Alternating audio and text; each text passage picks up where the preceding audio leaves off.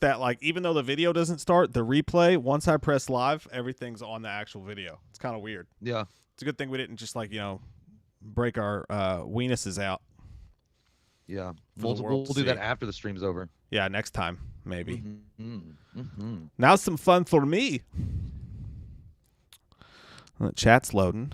Oh, there's people in the chat. Yeah. I don't know if you guys can see us or not yet, but I'm having a great time. Oh. I hope that didn't get picked up. I hope I muted the mic. Hey, we are live, man. What's up, guys? What's up, Jonathan, Tomo, John, Starfleet, Robert Kelly, Paige Ulmer, Dave Nangle, Myers the Vlogger, and the Atheist Dummy. Our first ones in the chat tonight. Welcome. Yeah. Welcome to well, I'll try not to curse at the first minute, right? Yeah. Welcome to the Poopy Show. Yeah. We're your hosts, Mediocre Jay, Mediocre Mike. We're going to have a great mediocre time. And I hope you're read ready at a for that sophomore mediocre. level. There you go. I'm at a freshman, but I'm working up. And I'm talking about freshmen in high school reading levels. We were merely freshmen. Oh, a shoe full of rice now. I never, when I was a kid, it goes a shoe full of rice. It's like, what the hell is he talking about? A shoe full of rice? You just killed your baby. And you're talking about a shoe full of rice. There's a big explanation behind that, by the way, if you Google it. Like the shoe full of rice has meaning. It's sad. I don't want to. I don't want to go that far into the depression. No, I don't have enough bourbon. We're not going soft, Tomo. We just got to keep it clean for the first minute. That's all. Just the first minute, like Captain America.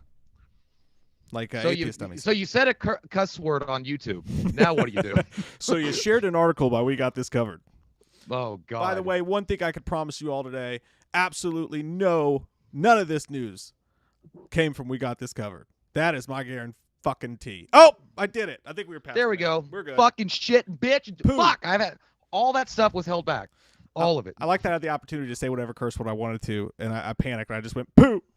Dude, we cuss so much that I sometimes, I've literally been talking to like a preacher before, and he was like, yeah, it's so fucking, it's so freaking stupid. It's bad. Because it just comes out natural. Yeah. And I'm like, oh shit, I'm going to get smited and go to hell for this.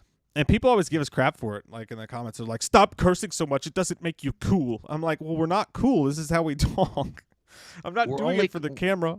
We're only cool when we cuss. So obviously. I would do it less if I could. Like, honestly, like I sometimes I watch our videos and I'm like, God, like I wish that we cursed less. I don't know how not to. It's hard. Maybe that's why I'm so awkward in like, churches or like parent-teacher conferences, like the whole time, like, don't curse, don't curse, don't curse, don't curse. It gets so bad when you go to like a McDonald's at a drive-thru and they're like, you want an apple turnover too? It's like, no, I'm good with that shit. I don't need that shit. I'm like, I'm sorry. I'm not mad at you.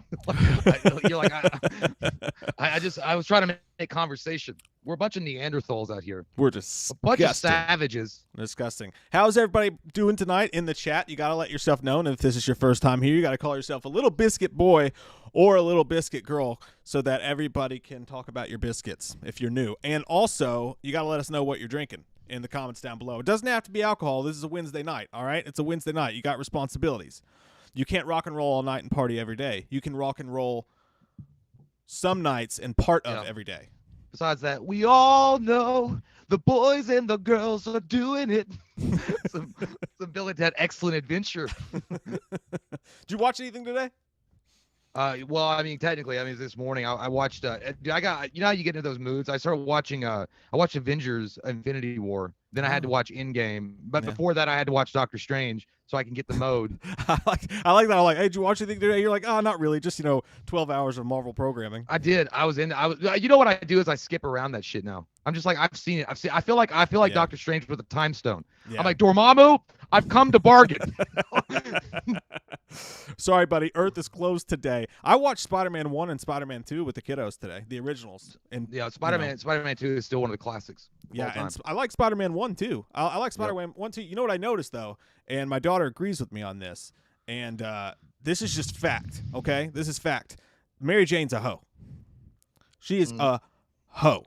Man. It took you to rewatch the movie to figure that out. That bitch been spreading her legs since 1972. I mean, look, guys can be hoes, girls can be hoes. It's not a women thing. This chick, if she was a man, if she was a woman, if she was whatever, she is a terrible, terrible person. She's a terrible person. And Tobey Maguire is a complete moron about how he doesn't see that right away. Yeah. I'm like, come on, man. I mean, I know she's kind of cute, but Kirsten Dunst is kind of like, I always say like she's got like a jigsaw face. Like from certain angles, she's a total Monet. From far away, it looks pretty good, but up close, it's a big old mess. The kiss scene in the rain, she was okay. Other than that, I would have picked almost anybody else for Mary Jane. Mary Jane, when she walks into a room, your jaw's supposed to hit the floor. You know what I mean? Yeah. You're not supposed to even that little mousy girl in Spider-Man 2, that when he gets his apartment.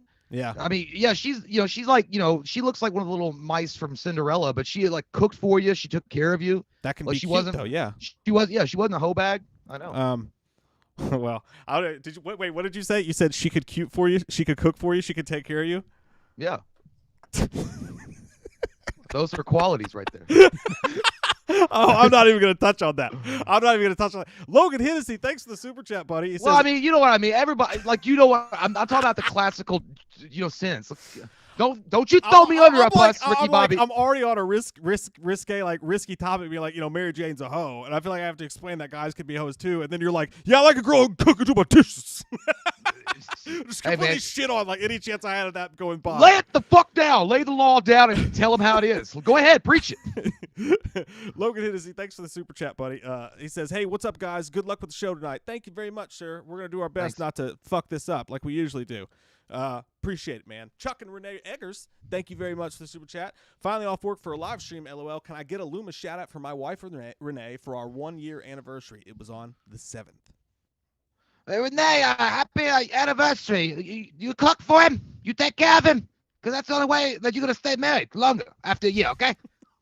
Give me a break with this woke bullshit. You take care of him. He'll rub your feet. You have great sex in the story. It's 50-50. Congratulations on the anniversary. Hope you have many more. One of these days they're going to come. Because we all know the boys and the girls are doing it. Oh, shit, man. But I'm glad you can catch a stream. That's the fun of us doing these Mondays, Wednesdays, and Fridays now. By the way, Mondays 8 o'clock, Wednesdays 8 o'clock, Friday night fights 9 o'clock on Friday nights. So it's like a college. It's like a college schedule. Yeah. I don't want to. What? Oh, it was The Departed. The guy's like, the world's going to hell in a handbag. Or no, he's like, how's your mother? He's like, she's on her way out. He's like, we all are. Act accordingly. That's a good line. Yeah, it's a great line. But that should be on a tombstone. Like, that's a good grave marker tombstone right there. Yeah, that or everybody Wang Chung tonight. Oh yeah, that's a good one too. Or what would you like on your tombstone? Pepperoni and cheese. Tombstone frozen pizzas are dope, by the way. Yeah, they are good. Those are good amazing. things. Didn't get to look at a lot of what you guys were drinking, so I'm scrolling back through. I got to know. I want to know what turns you all on. What you drinking? Guys, we got a shit ton of movie news tonight. A shit ton. So we might as well get right into it. Before we get into the main situation here, because I know you got sources. Yeah, I just want to bring this up real quick. It's not anything bad or anything like that, but it is it's related. It's a news related topic. And it's from I think the source is Cosmic News something. I don't know. They report on rumors, so this is just a rumor. It's not actual hard concrete fact or anything. And I think a YouTube channel already reported on it called Doomcock. I think that's a badass name. Doomcock. Yeah, his name. That's dope. Yeah, that's what every Xbox gamer tag. Doomcock. That's it. Yeah, let the cock of wonders bring it to the doom. I don't know, but yeah. So he what he said he had before had mentioned his sources. He's got inside sources. They all do, but he's been accurate, and he is saying right now that the rumors out there that Disney is not very pleased at all with Brie Larson, and there's a lot of talk that they're going to replace her as Captain Marvel. And yeah, I know, I'm not kidding. They said that they know that people don't like her, like they understand this, and the fact that even though her movie did $1 billion, they also look at the fact that they started her YouTube channel. It's tanking. It's not doing anything. So the proof is in the pudding. People just don't generally like her. Even Grace Randolph had said she's an unlikable person, that just they've tried everything they can to make her more appealing. Mm-hmm. And so now the rumors are coming out that there's a lot of talk that she's either going to be killed off by Rogue, because in the comic books Rogue steals her powers and puts her in a coma. Mm-hmm. So they'll recast her. And some of the two people that were up for recast, and again, this guy saying his sources are saying these names are just being floated around, is Katie Sackhoff and Gina Carlina or whatever. Carano or whatever. Yeah, I know you're talking Yeah. about. Yeah. She Yeah, used from to the fight in the Mandalorian. UFC, I think. Yeah, but they said also that Jon Favreau does not want those two actresses to go over to Kevin Feige because he's able to portray those women as like awesome and whatever and not like overbearing and unlikables. And he said Kevin Feige's pretty much fucked his chance up with Captain Marvel with Brie Larson's casting. Even though Kevin Feige has already said he wants Captain Marvel to stay in the MCU expanded, he just thinks that Brie Larson may not be, according to these sources, again, this is just rumors, that Brie Larson is not the right fit, and Disney itself understands it's not the right fit. Correct me if I'm wrong, but Captain Marvel did pretty good. It made $1 billion, but they're not saying that. They're saying that they think that as far as longevity is concerned, and because she's not likable, and that Captain Marvel in a lot of ways in the fan community was divisive because they didn't some people liked her, some people didn't like her. It was just a divisive film according to other people because of how she was cast or who she was. Yeah. They feel like they want Captain Marvel, the character, but Brie Larson may not be the one to lead it into the future. I know that she's rubbed, some people wrong with some stuff that she said, and she's got a I don't want to it's like a dry humor personality kind of sort of way. I've never liked or disliked her necessarily. I thought she was pretty good.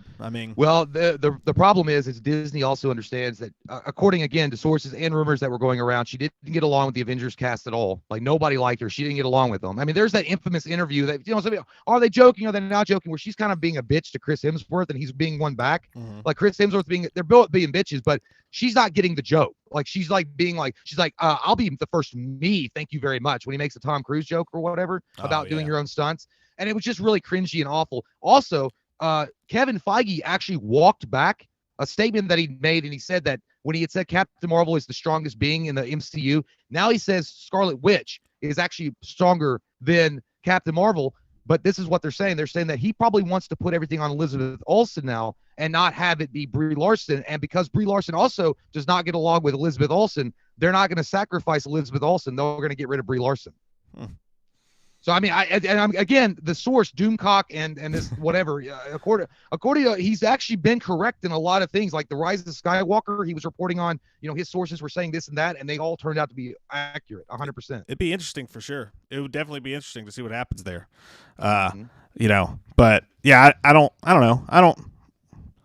Brie Larson's never. I don't know. I never liked her. I've never liked her, really disliked her. I thought the movie was fine. What I liked about the movie was the fact that they went back to the 90s and they showed Blockbuster and shit like that. That was pretty cool. I didn't think she did a bad job. But hey, DJ Dream Entertainment, thank you so much for the super chat. Says, God damn you, Michael. Jay, you still watching Sopranos? I'm on my third watch through. Damn, third. Got me saying statizit to everyone that pisses me off. No, I've actually finished my run-ins with the gangsters of New Jersey. I finished that like 2 months ago, and then I just went to prison and watched Oz, and a lot of cocks swinging around there, a lot of doomcock going on in the shower, a lot of going in the shower, a lot of doomcock and dropping the soap. But now I'm on. What I'm waiting for in anticipation is Karate Kid, Cobra Kai season 3. Dropping in January. I just watched the trailer. That's the first news story today. I was gonna let you give your feelings because I didn't watch it because I haven't seen season 2 yet, right? So I haven't seen season 2 of Cobra Kai yet. But yeah, that trailer did drop today. Give me 1 second. Let me get the super chat and then I'll let you give your review of it. But Jarvis Fitzpatrick, what's up, Jarvis? Jarvis, that motherfucker baked them cookies. He said, "What's up, boys? Finally able to catch a stream. Work has been nuts. Got a lot accomplished today with the new edit and 2 more boxes to ship out. Woo! Get it done. Woo! Get it done. Love you, Jarvis. Thanks, buddy. Sexy motherfucker. Deadpool. No, Jarvis. As far the Cobra Kai season 3 teaser trailer, man, it was loaded. It was awesome as shit. Loaded baked potato with chives from Wendy's. Thank you very much, with a little shredded cheese. It was so, dude. I'm super excited. Like there was, I don't want to spoil it for everybody that's not seen it yet. Mm-hmm. Not seen the teaser trailer, but man, there's a lot of things that are happening all at once, and like they're answering the questions that I thought they might wait till season 4, but they're not. They're going right into it. And one of the biggest reveals in it, and this is maybe a slight spoiler, so you're warned, there is a showing of Okinawa, which a lot of us, thought that there was going to be an Okinawa moment. And he goes and you see the fucking guy. I can't remember the bad guy's name in Karate Kid Part 2, but he's back. And I was like, damn, they're giving They gave away all of them cookies right away. I mean, you didn't even ask for dinner. You just ready to pop them boobs and let's go at it. Like they already had it going. Dude, like I thought that would be the drop, the villain at the end of season 3, and they would go into season 4. But no, I mean, it was already shown in the teaser, so you already know what's going to happen. And it looks badass, dude. And dude, what I predicted, I don't know if I said it on here or not, but it kind of seems, and again, I'm not going to give away every single thing, but it kind of seems that Johnny Lawrence and Danielson are going to team up. They're gonna bring their students together to take on Kreese. And I kind of predicted that might happen. And I was like, holy shit, this is going to be great. See, I would have thought, having not watched all of the first season or the second season, I would have almost thought that they had teamed up by now. So I'm surprised that they haven't. Because you gotta feel content, right? You can't do the same bad guy good guy thing forever, especially since they're both kind of good guys. But I haven't seen the show, so I don't know what the fuck Yeah, dude, it looks intense. It looks really good. And then I know that season 4 is already being filmed, so that's another awesome thing. So it's already. Well, the guy who retweeted our Cobra Kai video that we did on Twitter, he said that before the trailer came out, he said, he was like, the trailer's getting ready to come out, and I'm really proud of it. He was like, the thing you got to remember is we show a little bit of stuff. We do show some stuff, he said, but it's like a mermaid. He was like, we show the top half, but the second half is the mermaid, the weird stuff. He's like the second half's where the dick is. The second half's where the dick is underwater. Merman. It's got down where it's weathered, everything's better under the sea. But yeah, well, I mean, I can't wait for you to catch up on it, man, because once you're fully caught up, man, your balls are just gonna burst with all the sexual need that you need for the season. Like you're gonna be like, holy shit. And it's gonna be good for you though, because you're gonna be able to, like, you don't have to really worry about waiting because you're already gonna have it available by the time you're done with season 2. Yeah, that's how I like to burst. You know what I mean? I've already bursted once today. You have that blow up doll ready on dial. I saw you look off screen. Were you talking about sex? Jason, I saw you look off screen. Were you talking about sex? I was looking at a pillow that I bet slept on earlier. Very sticky in betweens, eh? No, that made it worse, didn't it? Dean cream betweens. Emma Partington, thanks for the super chat, says favorite Marvel hero and villain. That's a good question. Jesus, man. As far as favorite Marvel hero, man, back in the day, I got to stick with him just because I loved him so much when I was growing up as a kid. Captain America was always my favorite Marvel hero. I read all of Captain America, the Avengers, all that shit. I loved Captain America. As far as my favorite villain, it would be a tie between well, I'll give you because I was gonna say Kang, but I can't say Kang the Conqueror. I would say my favorite. It's got to be Doom, Dr. Doom. Mm-hmm. When he's done right, if he's ever done right, dude, he's gonna be one of the most terrifying, badass villains that you'll ever see on the silver screen. That's a good one, man. I'm gonna go Wolverine and Red Skull. I know Wolverine's, everybody loves Wolverine, but he's my favorite growing up. He's my favorite. He's badass, and Red Skull's just cool. Like he's just fucking cool, man. He's got a red skull. You could have been a bandwagon Tampa Bay Buccaneers fan right there and just been like Deadpool, obviously. I do love me some Deadpool though. Deadpool. I just ordered the second part of his like omnibus. Is that how you say it? Omnibus. It's not. Yeah. It's not actually. You get into those? Well, yeah. I bought one at a yard sale. I bought the first one and like just finished it. I was like, I gotta see where this fucking goes, So I bought the second one. So I'm gonna buy all the Deadpools just in the hardcovers. I'll tell you what, man. I got the 3 omnibuses for Green Lantern. When you're done, I'll let you borrow them, but don't blow in the pages because I know it'll make you horny. I like that. Looks so good. I can't promise it's the return of Hal Jordan on the toilet though. That's where I return of Hal Jordan. My reading done. Yeah. Will you push it? Can you push your camera down a little bit? Your head's like it makes you look tiny. Yeah, there you go. Yeah, that's that. Yeah. There's that fucking head. That looks better. I like it. All right. I just have a really big forehead, and it kind of looks like Conehead with my hair spiked up like this. We come from France. We come from France. Now, this next story, it's one of the bigger ones, and it gets in deep. So this will probably take us a minute to get through. But this is the only one I think you said you didn't know about yet, and it's pretty fucking rad, man. It's pretty fucking good. Bring me the hammer of Mjolnir. I'm gonna show it to you. The hammer of Thor. You're not worthy. Let me pull this shit up here. Oh, okay. Here we go. Now this one is, where is it? Where are you, Himmel?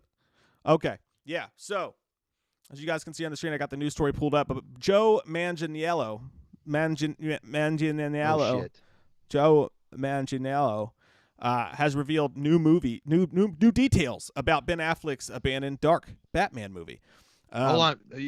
That scared you were gone for a second. Like you literally slowed down and looked like Vision was having like an exorcist attack on. Like I thought we were. Did you say anything? Okay, you're just now getting to the story. Yeah, okay. I think I was like, oh shit. Yeah, I think I'm good. But no, I missed everything. Joe Mangiello, bro, has skill calls in the chat. D&D. But this story's crazy, dude. He's promoting his new movie, and they asked him obviously about the Batman movie that was going to take place. Ben Affleck's Batman script, right? Yeah. The one that we'll never get to fucking see. We'll probably never get to fucking read, which is horse shit. Ben Affleck had to take the road back. Okay. Yeah. I'm just glad that he's alive. But it's crazy what he says about it, man. He says, the stupid fucking thing's not working. The way back is what I meant. But what's he say? Where is it? But dude, he says that there were similarities to the game. David Fincher's The Game. He said it was like a Fincher film. If you guys know The Game, you know that's a wild comparison, especially for a Batman story starring darker Ben Affleck as Batman, and it being about and having comparisons to The Game, which is dope. But he says it was a really dark story in which Deathstroke was like a shark or horror movie villain that was dismantling Bruce's life from the inside out. It was this systemic thing. He killed everyone close to Bruce and destroyed his life to try to make him suffer because he felt Bruce was responsible for something that happened to him. Now, that's all pretty generic superhero movie stuff. You know what I mean? Yeah. Other than it being dark and him referring to himself as a shark, which I like. That's a ballsy thing to do. Don't stand on the tracks when the train's coming. But he also says it was really cool, really dark, and really hard. He says, I was very excited for it. And so sounds like an air conditioning sex room. He said I was very excited for it, but they go on to talk about it for a while, and he talks about all the different iterations of Deathstroke he was supposed to play. He says there was 4 different movies or things that he was involved with at some point with that just kept falling through and falling through, and he kept in shape for it. He kept doing all this stuff for it, and they kept falling through. The scene that you saw at the end of Joss Whedon's Justice League was something they actually had filmed before when it was supposed to be Zack Snyder's Justice League Part 2, and all they did was they changed the dialogue to match Jesse Eisenberg and all that shit. Based on the final version that we got, I'm surprised that Joe Mangiello didn't have a bra on his head.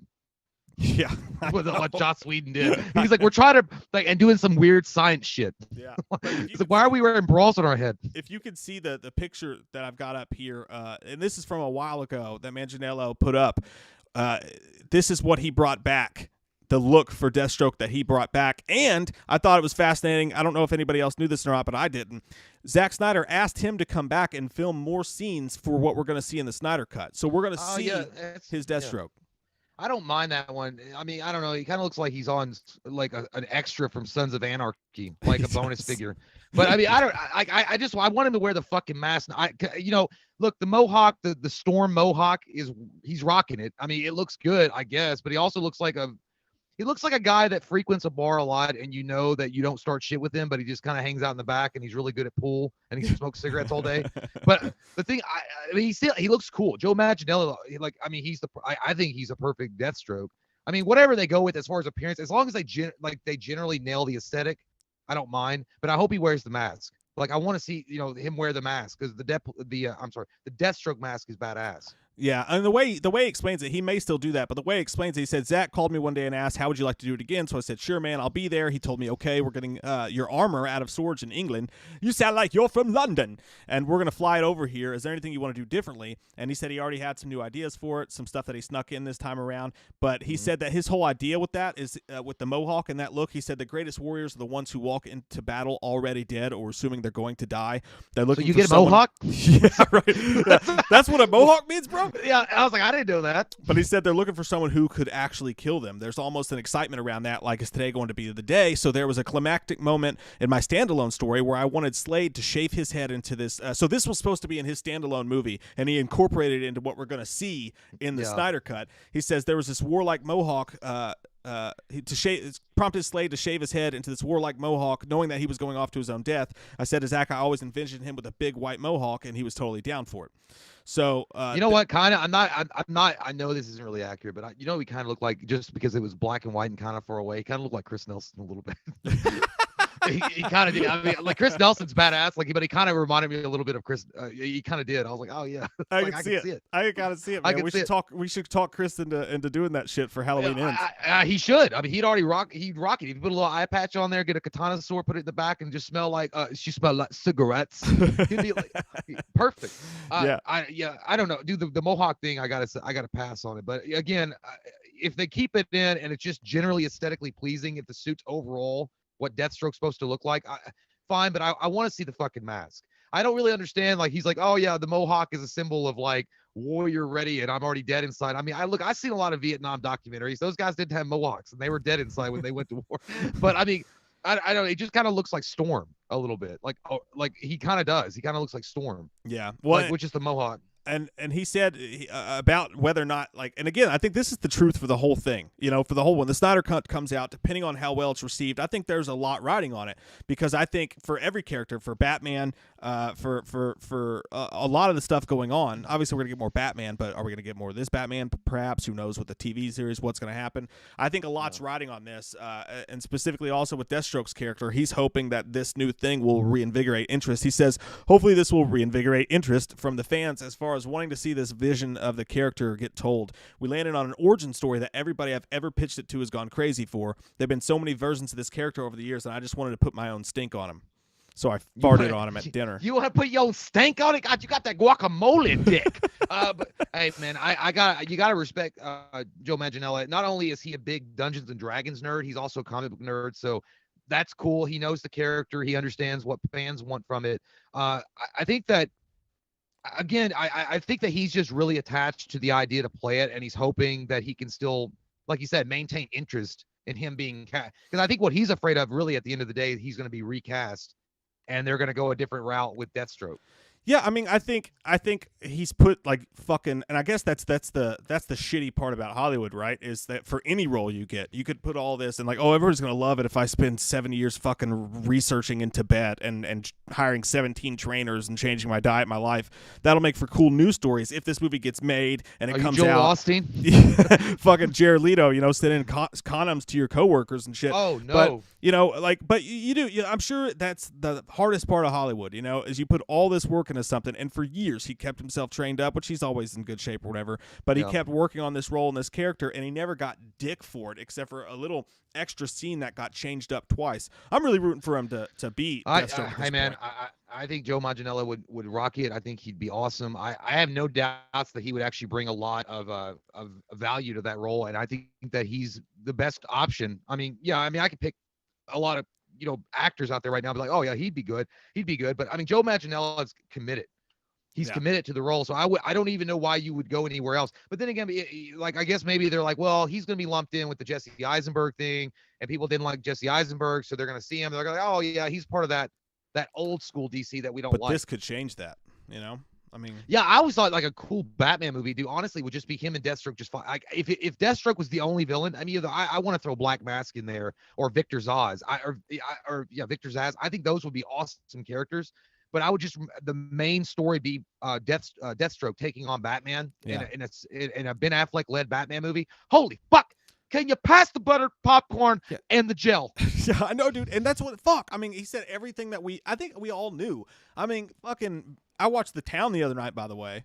Again, Ben Affleck in The Town. That's amazing. Fucking badass movie. Underrated as shit. Awesome movie. Yep. But if you, like, Ben Affleck as Batman was one of our favorite Batmans, if not our favorite Batman, because it was dark, it was gritty, it was fucking, and I know that those are terms that are overused, but it was done the right way. It was nuanced. It was fucking cool, man. It was badass. And like the idea of Ben Affleck, who's a really good scriptwriter and he's a good director, if we'd have gotten that movie and it was his version of Batman, that Batman versus Superman Batman, not this Justice League bullshit that we got panned out where they were trying to make a Marvel Batman, and it was as dark and as hard as Mangiello says he was, and the bad guy was. Now this would have kind of explained how Ben Affleck's character, how Bruce Wayne got to be a wine drinking alcoholic in Batman vs Superman, because he killed off his family. On Jennifer Garner. That's Yeah. why. That's what Well, happened. that's a hard thing in to the get Ben past. Affleck universe. That's what happened. You don't want to do Yeah, that. I still think we really did miss out on maybe the greatest Batman of all time Yeah. to do a solo movie. And I'm I not think saying that we did. Robert Pattinson won't rock the shit out of it. He might. I mean, who knows? I mean, I don't think, but I think that if you're looking at just not only aesthetic, like the way that if I say aesthetic one more time, I'm going to be a doctor. But no, I know that's a different word, but just the way that Ben Affleck looked as Batman, the way that he was built, and the rawness to him, the raw emotion that he brought to that role, and the fact that he had developed as this kind of real life, like burnout Batman, like he just immediately just like vacuumed into the role. She's gone from suck to blow. Like It's I was like, sucking my will to live. yeah, dude, he vacuum formed into that role. Like he was already Batman before he even put the suit on. I was like, man, we really missed out on something really unique. If Matt Reeves had worked with Ben Affleck to make a movie and we had been, getting ready for that in 2021 or 2022, holy shit. Yeah. But anyway, it sucks. We won't get to ever see that again. I mean, it just will never happen. But hopefully, maybe in the future, Ben Affleck comes back as a screen, someone to write a new script or pin a script for a Batman movie. Well, what's crazy, I didn't know this. Maybe I missed the boat on something. By the way, real quick, Paige Ulmer sent a super chat. Thank you, Paige. Says, pass my final with an A. Thanks for helping me keep my sanity, boys. Congratulations, Paige. Congratulations, Paige. That's a good grade. That's a solid grade. Never seen one myself. That's great. I never have. I read about them in a book once. They start, they start the very first of the dictionary. I know Apparently it's a big deal. I don't know if you know this, but it's the first letter. That's why I know it's a big deal. Yeah. It's a big deal. I think that's why it's an important grade that's what to it get. is. Yeah. Like, Yeah, that's why they let those people keep going, and they made us stop. I'm a stupid asshole, but congratulations. But no, I didn't know this, but I read today that apparently Ben Affleck, Andy Muschietti said that Ben Affleck was going to come back for his Flash movie. I knew that Michael Keaton was in talks for it, but I didn't know we're shooting new Ben Affleck as Batman fucking material for fucking Flash. There was rumors around. I thought he was gonna, I think that now that he knows Zack Snyder's back on board, it's like George Harrison coming back to the Beatles. Be like, I'll be your drummer. Yeah. Like, I think he was like, okay.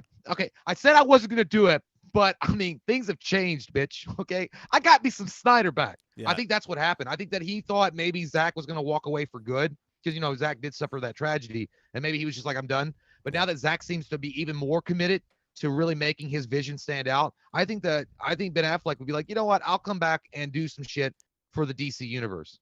Yeah. I'm not saying that Zack Snyder's going to be a Kevin Feige. I'm not saying that he'll ever be that kind of guy. That, Marvel's got it locked down with Kevin Feige. Like, he's the guy. He's their visionary for the next 30,000 Yeah, but Kevin years. doesn't have to fucking direct the movies. You know what I mean? Like, don't Snyder act like does. you know him and go to like fucking Starbucks with him. I know that he doesn't direct the fucking movies. I know, but you're like, oh, Kevin doesn't have to do that. Kevin's too busy like jacking off. I'm just saying he doesn't direct the fucking movies. That's all. Is that a quick research to tell you that? No, I know, but he's the guy. He's the executive producer. He's got the vision, and they want Zack Snyder to be that for DC. They want him to have the vision for all these movies, and Snyder just doesn't want that pressure. And but I don't know. Maybe things change, man. Maybe he gets really involved in it, and he's like, yeah. Or maybe we do. Maybe DC. I don't want to say we, because now if we say we, like as we're in DC and you are Marvel, then it was be like, oh, now I see what it is. You DC fanboys. But no, I was gonna say maybe I don't know. Maybe Warner Brothers throws a little money at Jon Favreau and says, come over here. Let me have you help us out of here, Jon Favreau. I think it's possible. I think they're doing pretty good with what they got going on, man. I like what DC's doing right now. I don't want them to do anything marvelous. Maybe they throw a little money Quentin Tarantino's way, and they say, hey man, you always with the Quentin fucking Tarantino, man. Because imagine if Quentin Tarantino, he's a fugazi. He's not real. You can't get him.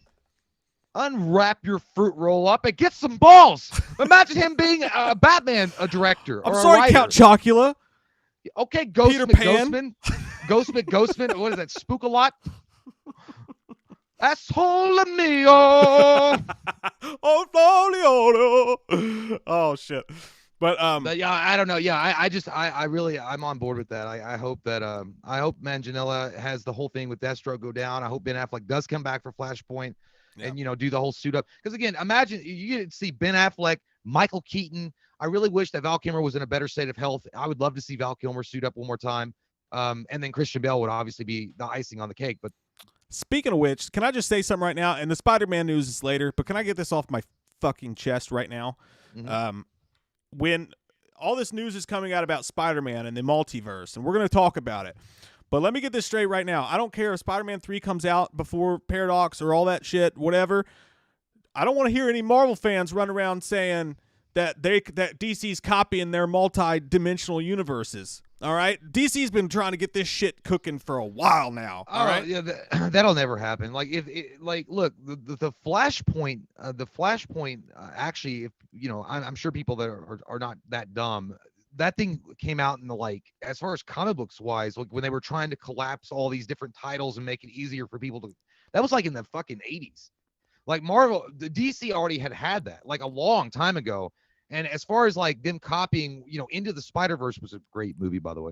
That was actually probably like the multiverse of Marvel. Yeah, was kind of borrowed already from DC. By the way, and I know and I understand. Okay, can you please back off? Can you back off and put down your stilettos? Okay, I understand that Marvel and DC have stolen from each other over the years. I get it. Okay, no one's denying that fact. But I will say Thanos was literally ripped off. Darkseid. They literally ripped off Darkseid. Anyway, that's not the point. Goes both ways. Like me. Yeah, they both have done it. But yeah, not you guys are too smart for that. But if the fans come out from Marvel, it's like they're obviously copying because they know Marvel's the best, and these fucking losers, if they do that, then I got no more respect for I got no more respect. I think anybody knows that they've been ripping each other off over the years. I'm not saying that Marvel ripped it off of DC. I'm just saying Marvel fans, the uninitiated are going to come out and be like, "Oh, here comes DC trying to do what Marvel did again, man. Come outside and just try to start my motorcycle up. Next thing I know, fucking DC's got a motorcycle." Holy shit, dude. Are you the Tiger King? Hey, guess what, motherfucker?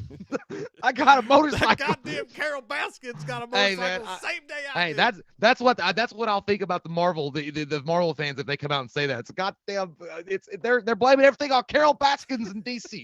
I think most people, like, the thing about DC really is fighting an upward battle. Like, they're fighting an uphill battle right now. But they're doing better, man. They're in a good everything seat. I know, but everything they're doing, everything is under massive scrutiny. Yeah. Every single thing they're doing. And I get it because they've got it's not probably. They have the greatest superhero, two of them of all time, Superman and Batman, the greatest two superheroes of all time. So they're going to be under massive scrutiny. It sucks, man, because I know that Doomcock's going to get you. But, it just sucks because it's almost like sometimes they don't get a fair shake. Yeah. No, fuck yeah, I know. Yeah, absolutely. It's like immediately people are like waiting off the bridge with their asshole already hanging down in the air, ready to shit on the cars as they're passing under the bridge. Fucking Skilliam Shatner just said that goddamn Carol Danvers. Yeah, she got big old titties on Jimmy Kimmel, but fuck her. All right. By the way, that was also another PR move for Marvel to make her more likable. They literally put her in that dress. That slinky ass black dress. Whoa. They tried. That's what they were doing. Show me them boobies. Now show me them titties. No, but all right. So the next story is we're in agreement on that. You know what I would just like to do, by the way? Last thing I'll say about it, dude. I just want to read the fucking script. I want to read Ben Affleck's fucking script. That's all I want to do. We're never gonna get it. I just want to read the shit. You know what I mean? That would be amazing. All you got to do is send a bottle of Hennessy and bourbon to his house, and you'll get it. Don't do that. Jamie Wright said maybe Carol Baskins could be the new villain in Captain Marvel 2, kind of like Cheetah in Wonder Woman 2. What would be even better if Carol Baskins was like her Nick Fury, right? She's Cheetah's Nick Fury. Like Carol Baskins shows up at the end. She's like, "Get back in your cage, Cheetah." Yeah, I think Carol Baskins is more like the big baddie that's been controlling everything from behind the scenes. She's like a female Thanos. I am inevitable. Touch my god again, I'll feed you to my fucking tiger. Gary Catlow, thank you so much, says if they do say that we could say Captain Marvel was trying to use the success of Wonder Woman. Oh yeah, well yeah. That's true, yeah. Well, it's comic book wise, Captain Marvel was around first, right? I don't know. No, Wonder Woman was in the 40s. Oh, Captain Marvel was a guy, right? The original Captain Marvel was Guinness Vell, and then the Carol Danvers, she became Captain Marvel way later, but she was Warbird, and then she was binary, and then she took on the mantle of Captain Marvel. But yeah, Wonder Woman came out in the 40s. You just made all that shit up, didn't you? You just fucking made all that shit up, didn't you? Someone fact check this bitch. Hey, you fact check these nuts. I'm kidding. I know. I believe you. I know. Yeah, but no, yeah. So yeah, that's true though. I remember when Marvel was saying that, they said that Captain Marvel was the first female superhero. I'm like, bitch, please, can you check your bullshit? Okay, leave that at the door and come on in and have a conversation because you full of shit. Go upstairs and have yourself a Coke and a smile. Wonder Woman was actually first, as far as like she was first in the as far as like Wonder Woman had already come out as a TV show, and then the movie Wonder Woman with Gal Gadot had come out well before Brie Larson's bullshit. So I was like, you guys all sorts of fucked up. Smoking that Chiba and them giggle bushes. Smoking that Chiba. All right, guys. The next news story, even more controversy and stinky bullshit going on in the world. Actually, I like this news story a little bit, but it comes surrounded with controversy and you know, all that other dog poopy. But oh, my shit's frozen, isn't it? Fuck. Hey, all you cool cats and kittens. Shit. Okay, there we go. I messed my stuff up. If I disappear, don't worry, I'll be right back. My stuff went haywire on me. Like a goddamn kitten in a fucking playland. What the fuck is going on? Like a bull in a china shop, your shit's all fucked up. Oh my God, my shit is fucked up. Okay, here we go. Goddamn, we need to get a fucking producer. I'm tired of trying to do the show and do this shit too. This is bullshit. We should get Jarvis. Somebody fucking do this for us. Because he could do cookies too. He makes some good fucking cookies, dude. Yeah, he can. They're good. Oh, now this story was written by me on WeWatchedMovie.com, so make sure y'all go and check out your movie What the hell news are you doing? At We Watched. I wrote a poem. I want to read it to y'all now. No. No, I mean, I was floating around like I was in the fucking in that movie with Sandra Bullock, Gravity. I told you it got fucked up. You're just on a delay. That's why you didn't see it at first. But no. So, by the way, I want to mention this. If you guys like movie news and you like news, make sure all of you guys, after we're done here, go to WeWatchedMovie.com and subscribe to the newsletter, because whenever we write a cool story or we post a podcast or a video or whatever on there, it'll go right to your email. It's fucking cool. We don't have to count on YouTube anymore to kick us in the nuts and call us Susan.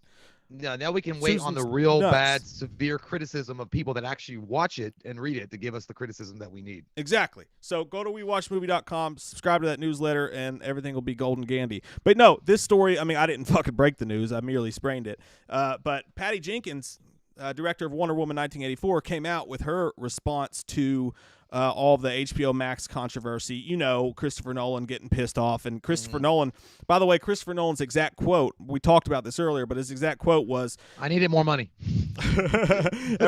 He and some other people behind the scenes, directors, are pissed off at HBO Max for announcing that they're going to release their entire 2021 slate on HBO Max the same day as theater releases.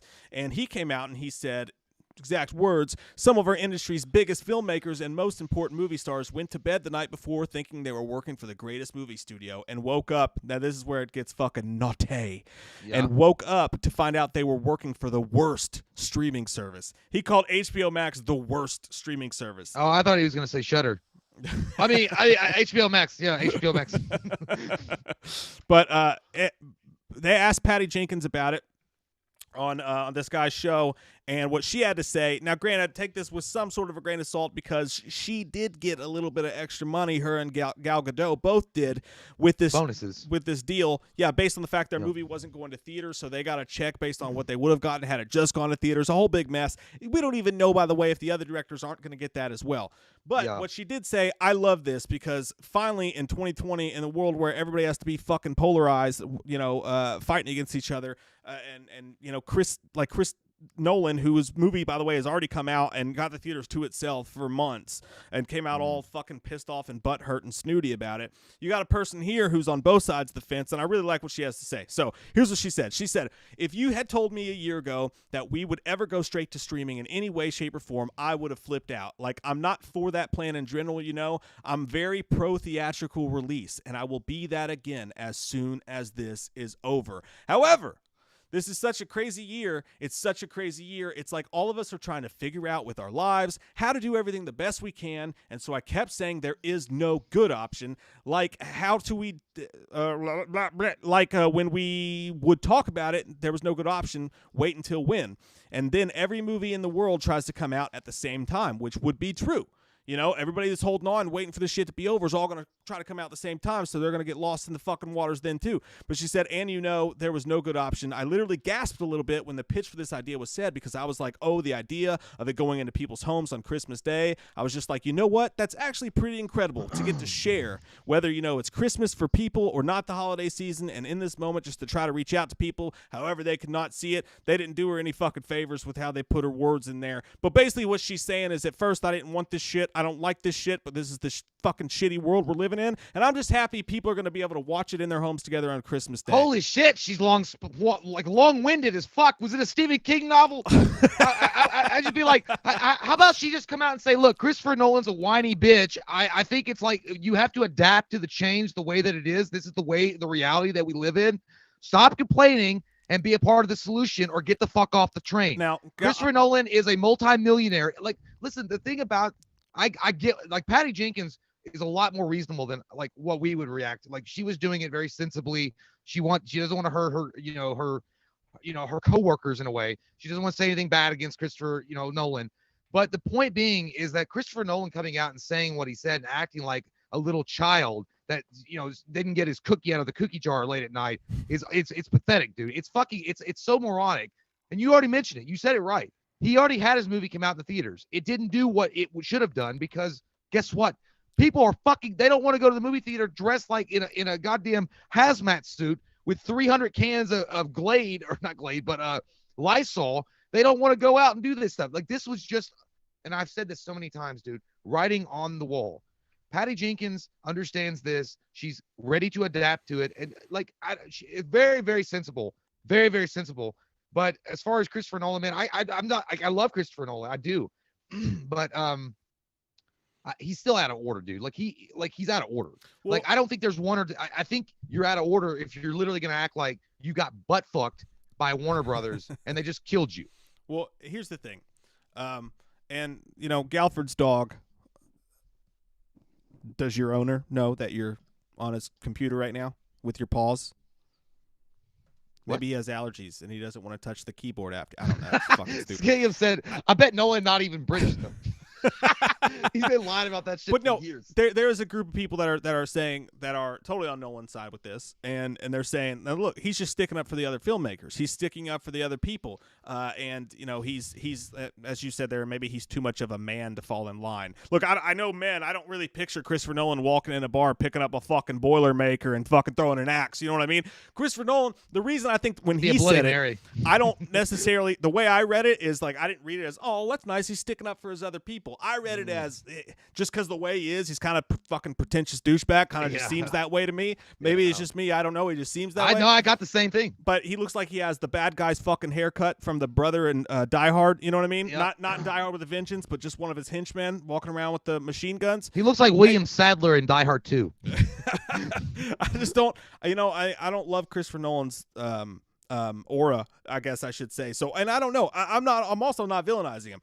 If he felt passionately about something, he should have the ability to come out and speak about it. Fuck it, do what you want to do, man. If you want to come out and talk about basically your employer and be like, their fucking streaming service sucks, you know what? It does take balls. I'll give you credit for that. It does, but then don't come back and try to suck that dick when you want a job. All I'm saying, and that's the thing. Warner Brothers, did they not fucking fold over and over and over and over again because he wanted his film in theaters? Did they not appease him the best way they could by pushing it back and pushing it back and like doing everything they could? He had the fucking theaters to himself for months. There was nothing but Tenet, whatever the fuck. Didn't watch it. Guess what? People were like, I seen Outbreak and Dustin Hoffman was in it. I'm not doing that. Too goddamn hoity-toity for me. And you know what, Chris? I'm just going to fucking tell you this right now.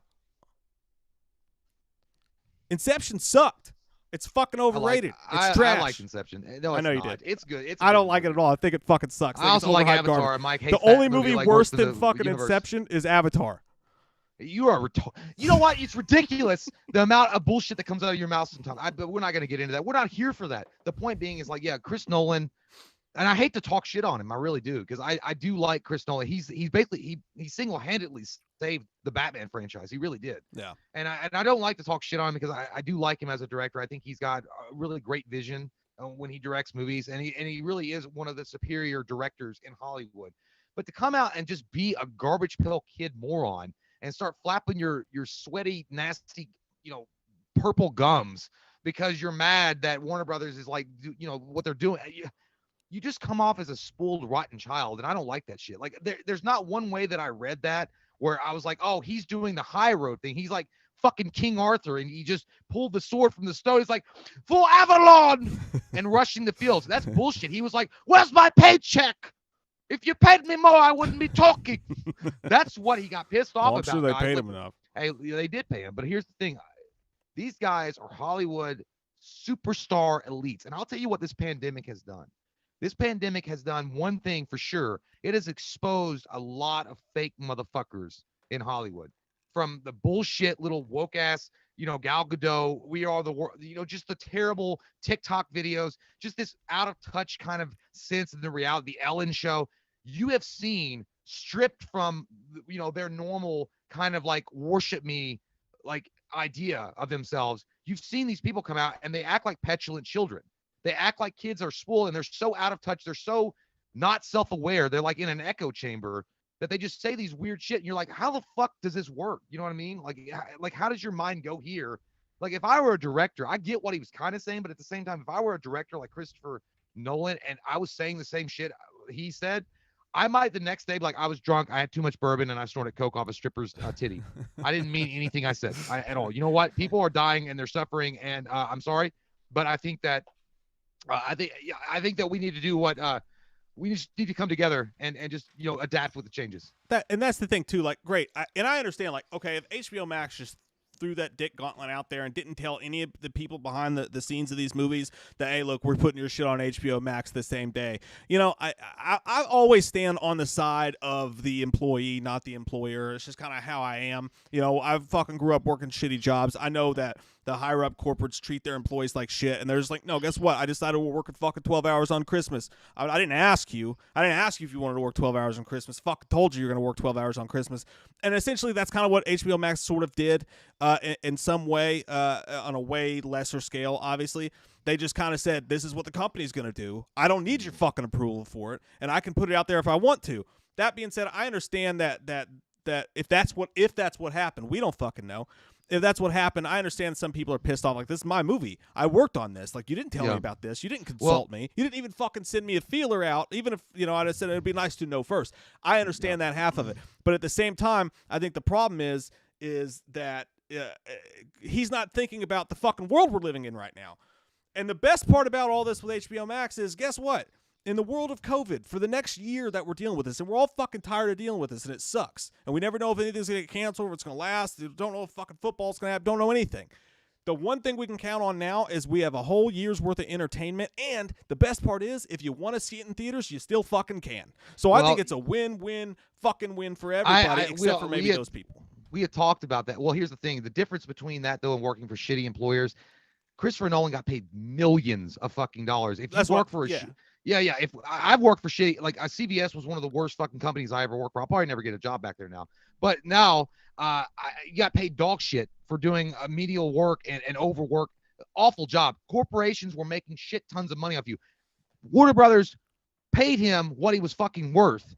That guy got blue book value. He got blue book value for every. It's not about him. He's apparently sticking up for others. But he's acting like he's some kind of like, oh, I'm a struggling artist. You're a fucking moronic multi-millionaire that should shut their fucking lips and act like you know what the fuck is going. Like what makes me mad about these fuckers is like, really, people like should understand, like, what you say is so removed from reality. Yeah. Because the reality is, if you want to go see the movie, like you just said, if you want to go see the movie in the theater, you have that option to do it. But the people that don't, or the people that are high risk, or they live with people, or they're around people that are high risk, fuck you for not taking their like life into consideration and being like, I want more money, so come see my movie in the theater. You sound like a fucking Gollum from Lord of the Rings. Yeah, now that's exactly what he sounds like. The beautiful part of this whole thing is that there's a whole lot of, I don't want this sounds sappier than I fucking mean it, but the beautiful thing about it, there's a bunch of little girls out there and also grown men like us who want to see it, who, because they did this, regardless of how you want to look at it, are now going to be able to sit on Christmas Day and watch fucking Wonder Woman. That's awesome, and with your family. And safely. and safely, and not have to worry about it. And I have no problem with going to the fucking theater. Like, if you feel safe going to the theater, I have a exact, when I want to go to the movie theater, I have a planned way to do it and do it safely, because you could like pre-get your ticket. You just get your fucking ticket right before the show. It tells you how many people are in there. You buy the ticket. You don't have to interact with anybody. And if it's an empty show, and you can go see the theater, I have a way to do that if I want to. And in that case, I'll go to the theater. But I haven't been since New Mutants, but that's what I did then. Yeah. But my point is that there are people who can't go to the fucking movie theater, or who are scared to. And it's cool that in the world that we're living in right now, with all this shit going on, all year next year, anything Warner Brothers is going to release, you're going to be able to fucking watch it. And I think that's pretty rad. And I think it is kind of asinine of fucking Christopher Nolan not to at least take into account that this is good for the fucking, I'm worried about movie theaters too. But this isn't the thing that's going to put down movie theaters. What's going to put down movie theaters is what they do when this is fucking over with. And they're businesses. They need to be fucking smart businessmen and figure that shit out for themselves. Not be like, no, everybody needs to wait because we're worried about our fucking selves. No. You know? Well, it's because Christopher Nolan lives inside of an echo chamber, just like every other fucking celebrity that I mentioned, because they're out of touch. They're multimillionaires. They don't give a shit about your opinion. They are the ones that want to keep making as much money as they can from the movie theaters, the way that they work. Films were meant to be seen on big screens. And the way that the people, there's so many, look, guys, it is what it is. I don't want the movie theaters to go away either. But if you're playing into the hands of these morons, like, movie theaters, they want you to do that because they want to make money. Guess what they're going to be doing? They're going to be sitting back on their fat asses in their big fat leather chairs with a mask on, completely safe, collecting that paycheco, that moolah, because you want to go and experience that. But you can do what you want to do. I just feel it's very, for me anyway, it's unsafe to do it. I'm not going to do it. And I know there's a lot of, the debate about the masks and shit like that. And I respect that. I respect the shit out of anybody who wants to go or doesn't want to go. I don't have but there is no debate about the masks. Wear a fucking mask. Well, yeah, obviously. To me, there is no mask debate. But my point being is the point is there is options. There's options A and B. A and B, that's it. The end of the story. So, yes. And you know what? And you know what? Theaters might be shut down, depending on how things go. Theaters might be closed, and even if those theaters get, you might not have the option. But it's not because HBO Max didn't give you the option, or because Warner Brothers didn't give you the option. It would be because the state you live in didn't give you an option to go see it, and then you're fucked. And then what happens? Like, because you live in a different area, you get to go see it. Half the world doesn't. Come on.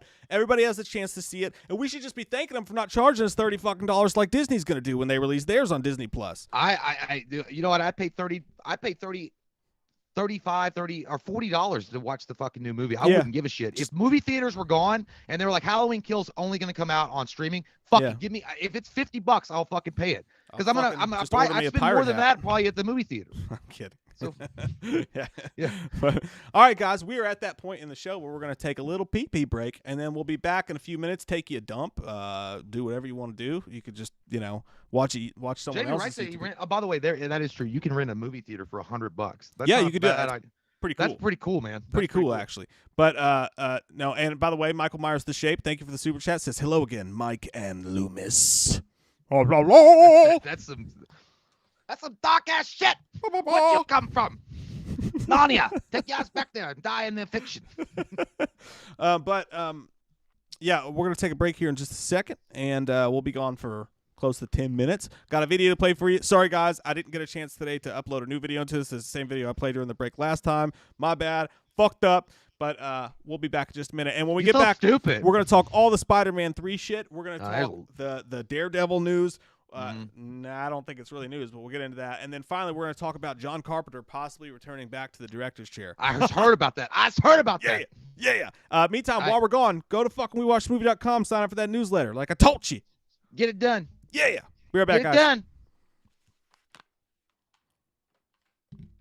Hey guys, welcome back to We Watch Movie. I'm Mike. I'm Jay. Our Patreon winner of the Patreon weekly request review, which you guys, if you want to get on that, the link is down below for our Patreons. Get on that. Dude, Eddie, you've been an amazing fucking person, man. I'm proud to be your friend. I'm proud to know you, and I'm proud as shit to have you support us the way you always have. Eddie, what he wanted with his Patreon review was for us to go back to some of our old videos and watch them and give a commentary on them, which is cool as shit. So we decided. Well, the first thing, Eddie, I was thinking is maybe get control of your Venom suit before you talk to us.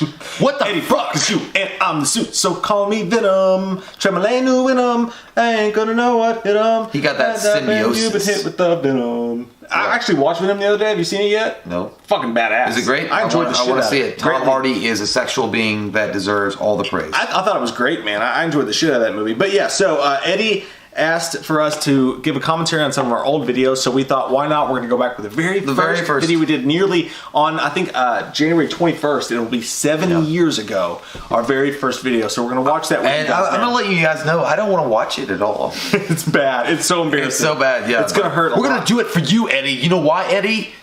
Because you feel like your name sounds like a guy that you would buy workout tapes from. And you promised some great results in 2 weeks, and it was a fucking lie. But I still love you because you've always got the right kind of weed. And our headphones broke. I'm using. So Jay's got the Xbox remotes, and I jacked these from my kid's bedroom. She was supposed to be asleep, and I called her awake, but I still stole her headphones. I like this though. It makes me feel like I'm on Star Trek. Like, look, fucking photons. So we just hit 70,000 subscribers. It's This is the amazing. perfect moment Holy to do shit. this. We just got done doing our Halloween 2018 live stream. Back New background. It feels good, man. It's a special moment. It's a good time. Well, this is actually the background that we used a long time ago. When I first moved into Yeah. this house, we tried to use this, but this is the super fucking. It kind of feels like Camp Crystal Lake in a way, and I like it, and I enjoy it. It's rustic. I enjoy it. It's rustic. Yeah. So here we go. Sucking, fucking, and touch it. By the way, this is What the fuck? I gotta get a little bit You of like background. let me up, Little and bit of now background. it's like in my pants. When we first decided to do this, I was out of work 7 years ago. I was out of work. Me and Jay were hanging out and doing whatever it was we were doing. We're playing Halo. And we were playing Halo all the fucking time. And you're like, man, let's try a YouTube channel. Let's try it. And I'm like, I remember that conversation. Like it was like this. Like, look, guys. Like literally, it's actually funny. It's actually fitting because I was wearing an Xbox Live remote, headset, and I was talking to Mike, and we were like, "Get the Gatling gun," or whatever. And it was kind of like, hey, you know what? I think it would be really funny if we started a YouTube channel. I think that our personalities could play out pretty well. I think that we could give some good commentary or jokes about some movies. I didn't know if it was going to do anything. I thought it'd be fun to do it. I thought it'd be a goof. Yeah, I got Hole in Half on the shelf. You want to try it? Rock star. But yeah, so and then lo and behold, we did do it, but it took some prodding from Mike. This was actually I don't know if this was the day of that Mike sent me this text message. I think it was the day of because we had planned on. It was a microcosm of our future to come. Yeah, we had planned on doing the movie for a while and starting the YouTube channel, but I always was like, I don't want to. Like, I'm busy right now. I'm sleeping. And then Mike was like, dude, if you don't want to do it, just let me know. Like, we can still be friends. It's fine. But I don't need to waste my fucking time. And then I sent Jay a really long angry text. it I was was like, long. man, you've been putting this off for 2 weeks. If we're gonna do it, then we need to be on top of it. We need to do it right now because I'm always up to his ass. I could feel his spittle coming from the text message. You're like, well, I guess I gotta go do it then. And then we did it, and it was a cold, rainy fucking day. It was nasty outside. We went to Regal. We sat down to watch this movie, and I was thinking, oh my god, we're gonna film a video later. And then I took the video home and I put on my shitty Windows Movie Studio and I edited. We were excited as fuck though. It was so fun because I remember I'll never forget. We were driving in our car. And we were like, we were testing. We had the shitty fucking really crappy. It was a $60 Kodak camera. Yeah, it was from a Kodak. Kmart, and it was like a flip camera. It was like this big. That motherfucker looked like you bought that after you ate like 5 boxes of Cracker Jacks, and then you just sit in for it. And we set up the room, and but I remember we were trying to be all I was holding it up, because I had seen YouTube videos before. I was holding it up, trying to get a focus on us. I was like, we look good on camera. We could do this, and it was shit. But it was a great time. It was a fun time, and that was the day, man. That was the day that Wham birthed. We took your little room up there and we moved around shit, and we had that shitty lighting set up, and we had that shitty $10 fucking Walmart tripod that we tried to set up on. We probably spent 2-3 hours just setting it up and trying to make it look good, and as you'll see right now, it didn't. And I was still married to Skeletor's wife. All right, here we go. Sucking, fucking, that's so embarrassing. This is bad. And touching. It's like the beginning of every horror movie ever, though. There's no sound. I know. It's scary, though, in a way. You're like, oh. This is Mike and Jay. We watched the movie in the This God is going to be damn. our first all-time review of a movie. We're doing the movie. All-time. Well, I got tissues in my throat. That Mark Wahlberg is a former You're cut smuggler, off. I know. He's kind of turned over a new leaf, and he's got his best friend with him that is also was a former smuggler, but his brother-in-law. God damn. is in trouble and he has to go back. I look like Those glasses were regulars, brother. I look like the guy that you might have bought crack cocaine from 2 days ago. There's a lot of action in the movie. There's a lot of like explosions and kind of stuff like that. Kind of like a midnight. There's no excitement in your voice, Mike. So that was a quick edit. This feels like we're on The View. I thought it was good. Oh. Like I think that we were trying to go like I remember this all these years later watching this. I sound like I have tissues in my throat. Oh, there goes my glasses. My glasses are just gone. Almost every one of his movies, which that's fine. Like I was looking, I remember this comment that said, "Why do you guys look at each other? Are you in love?" Yeah, I know what you're gonna Kept say. looking. I know what you're gonna say before you He even say it. sounded like he was from the Exactly. fighter. He never can change his tongue. He can never change his accent. He's always sounded like he's New Jersey or Boston. Yeah. I can't do it. But when we say no disrespect, You're barely even on camera. He's a great actor, but Mark Wahlberg does kind of come. I look like a guy that was like waiting on his bus stop, and I just decided to sit down for a I second. look like I just ate a 12-pack of donuts. Fear and You know what the problem was? He wasn't. You notice that ring, by the way. That ring was the Devil's Ring, Lord of the Rings. I threw that in Oh, my glasses are back. Mount Voldemort. I don't know what the Problem is, I was getting my hair cut at Great Clips. Mount Doom. he was. I got a He was split. the younger brother. Yeah. He's supposed to be Oh, this badass. yeah. Oh, my glasses are gone. You're a goddamn magician. Don't mess with me. I'm gonna fuck your face. By the way, I will say though. I'll say one thing though. I did like our background. Part, like, We needed a third post. Yeah. I guess that's what it is. Yeah, when he tried to do the Glasses are back. accent, guys. What did he say? I remember Mike's wife telling me, she's like, all I fucking thought is roll up your I goddamn don't know if he's sleeves. trying to be funny, but I look like a fucking poet that's not done with his masterpiece yet. Like you just recruited me from the poet I'm stage. still laughing. And I miss he said it's the greatest booger sugar. They're sitting down So there one on this joke. big like So one joke. brick of coke, and he's like, Booger sugar's the greatest sugar. Missing spot of hair in my head. I mean, I can't do New Orleans. Get it from your dad. It's a good booger sugar. It's not more like Russian, but it was kind of like booger sugar. And but it was funny, guys, because all right. It's all right, be little bitty, little old town on a big old city. Might as well sing, might as well smile. Life's all right for a little bitty while. I feel like I got divorced again just then. That sounds like a Versailles song. You're welcome. You're welcome, everyone. JD, thanks to the super chat, buddy. He says, "What's up, boys? Stoked for another night of wham. God damn, I said god damn. Thanks, buddy. I'm excited. Woo! Man, how was your pee? It was nice. It was long, and the only bad thing about it is look how small your wiener is. But other than that, it was a great stream. Yeah. It was a great stream. You don't look down. You just let it flow. Yeah, you just pretend. Yeah. You grab your balls too, so it feels bigger. You're like, yeah. John Holmes. Oh shit! All right, guys. What was that thing on the substitute? It's like power perceived is power achieved. With great Peter comes great responsibility. Ernie Hudson. Dude, by the way, another thing I noticed about when I was watching Spider-Man today, the original Sam Raimi classics, you know why I like those better than any of the other iterations is because, like, I know that, Tom Holland and Marvel, their Spider-Mans are really good. They got all their shit down. It's a really well-oiled operation, man. But there's nothing quite like fucking Sam Raimi Marvel movie where it's just weird and kind of fucking, it almost looks like you're watching Disney on Ice when they fight, like their big suits and shit like that. And then like, I mean, what fucking, Marvel's never going to put fucking Macho Man, they can't obviously, rest in peace Macho Man, but they're never going to take a scene and have Macho Man in a fucking cage, Bonesaw's ready. They're never going to do some crazy ass wacky shit like that. In a Sam Raimi movie, you can expect anything. Like it's wild. Marvel, it's always just going to be kind of it's going to be what everybody wants. But you got to take that, and granted, Spider-Man 3 is the bad part of that, but you got to take some fucking chances.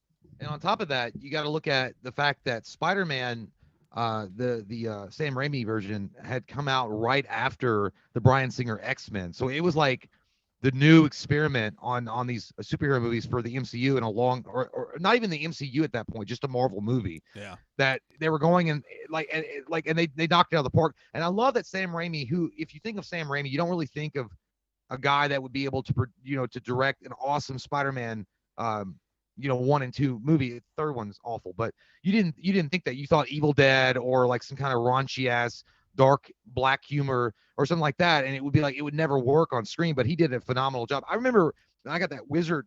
I used to get Wizard all the time, Wizard comic, or the price guide Wizard. Yeah.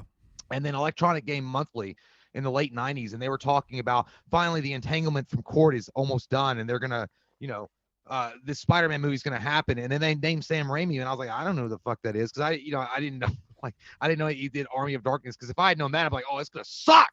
They're gonna put Bruce Campbell as Spider-Man or something, and they. But I mean, that's cool, man, because he comes from, like, I think that just showcases comedians that can do horror.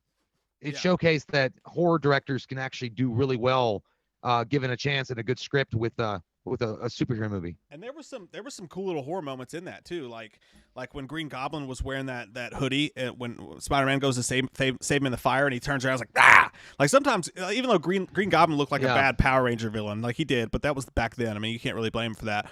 There was a little bit of horror elements in that, like when he shows up at Aunt May's fucking house and he breaks in her apartment, and he's like, finish the prayer. I was like, that's Sam Raimi. That deliver us from evil. His yellow eyes. By the way, William Dafoe would have been an amazing Joker. I mean, Jack Nicholson was awesome, but if they had cast William Dafoe, no complaints. Yeah, dude, I would have had no problem with that either. I've always thought that he's almost too on the nose, but I think he could do it. I think maybe he's a little too old now. If they ever did like an old man Joker, that would be dope. I feel like Sam Raimi used the line. He kept the line in the movie when they were like, "Oh, you did a really good job with this Spider-Man movie, but I thought you just did horror movies, Sam." And he was like, I'm something of a scientist myself. But yeah, dude, it was so good. Yeah, Spider-Man 1 and 2 are awesome. Speaking of Spider-Man, that's pretty much the biggest news story of the day that we're going to talk about, because shit's gone fucking crazy with Spider-Man. And it's hard to know what's true, what's not. There's some things that are absolute facts that have come out, which is it's actually been announced that Alfred Molina, Doc Ock from Sam Raimi's Spider-Man 2, will return in Spider-Man 3, which is fucking dope. Give it to me. One of the best villains that you've ever had. I don't know what he looks like these days. That's going to be a little weird. But I don't care. You're like, as far as the representation of Doc Ock, that dude did it 100%, 100-fold. One of the best villains of any, and I know that's a bold statement, but any Marvel movie. Because not only was he truly villainous, but he was able to have a human element in it that you could actually understand and relate to. And like it was heartbreaking in a way. He was a tragic villain. Yeah, he was super fucking good. I can't wait to see him. Awesome. Now, we have to take all this news with a grain of salt, because it's one fucking movie. Like the Spider-Man 3 movie is going to be one movie, and we're definitely going into the Spider-Verse. I think we should just admit that now at this point. Yeah, that's happening. But some of the news stories were the Alfred Molina thing and Jamie Foxx are the only two officials, right? The only two like official ones. But Collider came out and they said we might as well call it official because we believe it'll happen, and everybody does believe it'll happen. And they saw Tobey Maguire at like a dress rehearsal, apparently, allegedly. I saw that. Yeah. But some of the other news is that he was just picking up his Dunkin' Donuts. Some of the other news is that Tobey Maguire and Andrew Garfield will be in this film. They should. And they should, and it would be fucking dope as shit. But again, I take it with a grain of salt, because you got Doctor Strange in this movie already. You got Tom Holland. You got all these villains. You got Garfield. You got Maguire. And I think they're going to have really, really small roles. I think they might show up for fucking like a day of shooting and just have a quick joke be made about, hey, I like your hair, to Andrew Garfield or some shit. I know. Oh, thank you. I worked really hard. It's glued.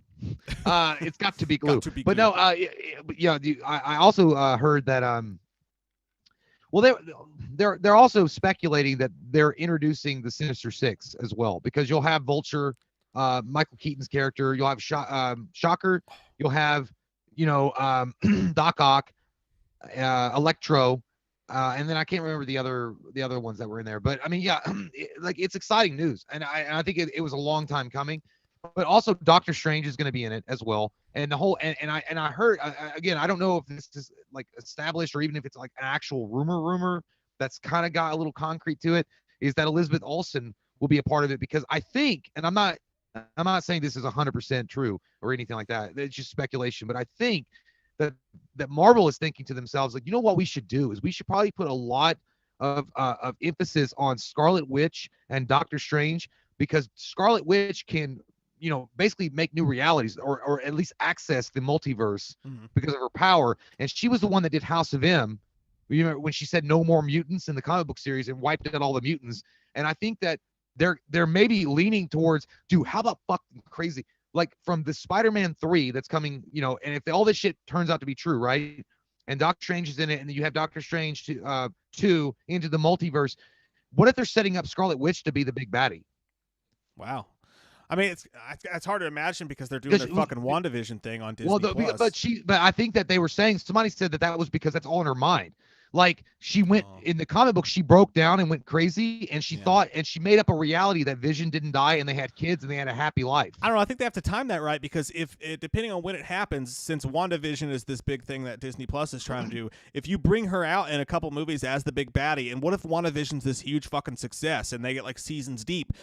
Fans aren't going to be able to really reconcile with the fact that the Scarlet Witch they're seeing on screen is the bad guy, and then you've got her being like ho ho. Well, unless but Marvel, if they were smart, they could throw seeds in there, like little early seeds that she's mentally unstable, and this is just a reality that she thinks exists and it doesn't.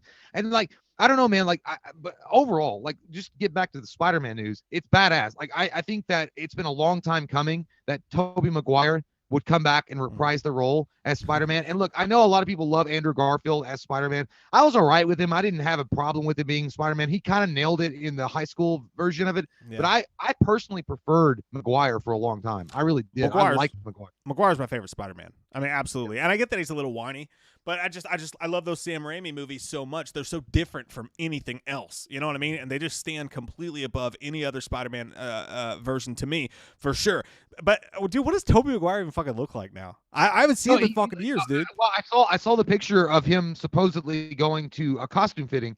He's a little thinner. He's not as ripped and built as he was back in the early days of Spider-Man. He's thin though. He's not fat or anything. I mean, he looks normal. Yeah. Well, but he had a mask on, so I don't know. Maybe he's got like some herpy lip and rosacea going on. So he doesn't have like a fucking a Brendan Fraser thing going on or anything. No, he looked normal. Like, and what's weird is he was wearing. I love Brendan Fraser, man. Yeah. You're talking about a guy that was royally fucked. Yeah. Oh my god. Yeah. But anyway, I found myself looking at that picture, and the one thing that I noticed was like his legs. I was like, bro, you've been missing leg day though, because he had these shorts on. They were like cargo or camo, or not camo, but like just brown shorts. And I'm like, your calves look really small. It's like, were you doing were you trying to do a movie about your Eurasian Bolt and you were like a competitor against him? But no. You gotta have them thick legs, man. Like Tobey Maguire has some thick ass legs back, and like I don't want to focus on his legs too much, but he had thick ass legs that filled that suit out real well. Yeah. Again, though, it could just be a cameo. They could just film him from the top. Mike White Jr. What's up, Mike? By the way, he says Toby's gonna be the Spider-Man with the gut hanging out. LOL.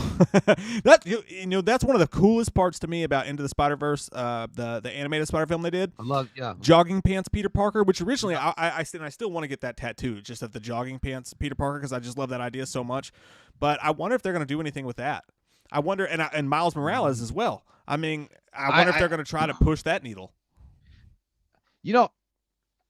I think they're going to play it kind of safe. I think what they're going to do, I just my idea, because I don't know how far they want to go in. I don't think it's possible that they would go with Tobey Maguire as a defeated Spider-Man, like they did in Into the Spider-Verse, kind of like done with the whole thing, and he's like, my life kind of sucks. MJ broke up with me and my life is over. They could do that, but I think that but he would still be Spider-Man. I think what they're going to do, though, they'll play it safe. In those universes, Spider-Man, Tobey Maguire Spider-Man is still doing his thing. But in that universe particularly, maybe there's no Avengers. There's no, well, here's an interesting thing. Is there X-Men in his universe? Because that would be Hugh Jackman, and those X-Men would exist in Tobey Maguire's Spider-Man. Yeah. They would. But in Andrew Garfield's, there is none of that. Well, also interesting, dude, is what they could do, what Marvel could do with this is they could use this later on. Like, say they bring all these characters back, and yeah, they'll just be cameos in the Spider-Man film or whatever. And I sure as fuck don't see Jamie Foxx's Electro being a major player at any point. Wow. But with the Spider-Mans, if they come back and like one of them sticks, like say Garfield comes in and like I'd rather it be Tobey, but say Garfield comes in and he just fucking nails his lines, and he's like the highlight of the film, his little short role in there, cracks a couple jokes, has a couple cool scenes, and then you've got Garfield, who's a little bit younger, I think. And Garfield's younger, yeah. later on, in a couple Marvel movies later, you know, say maybe an Avengers movie or something, Spider-Man gets captured.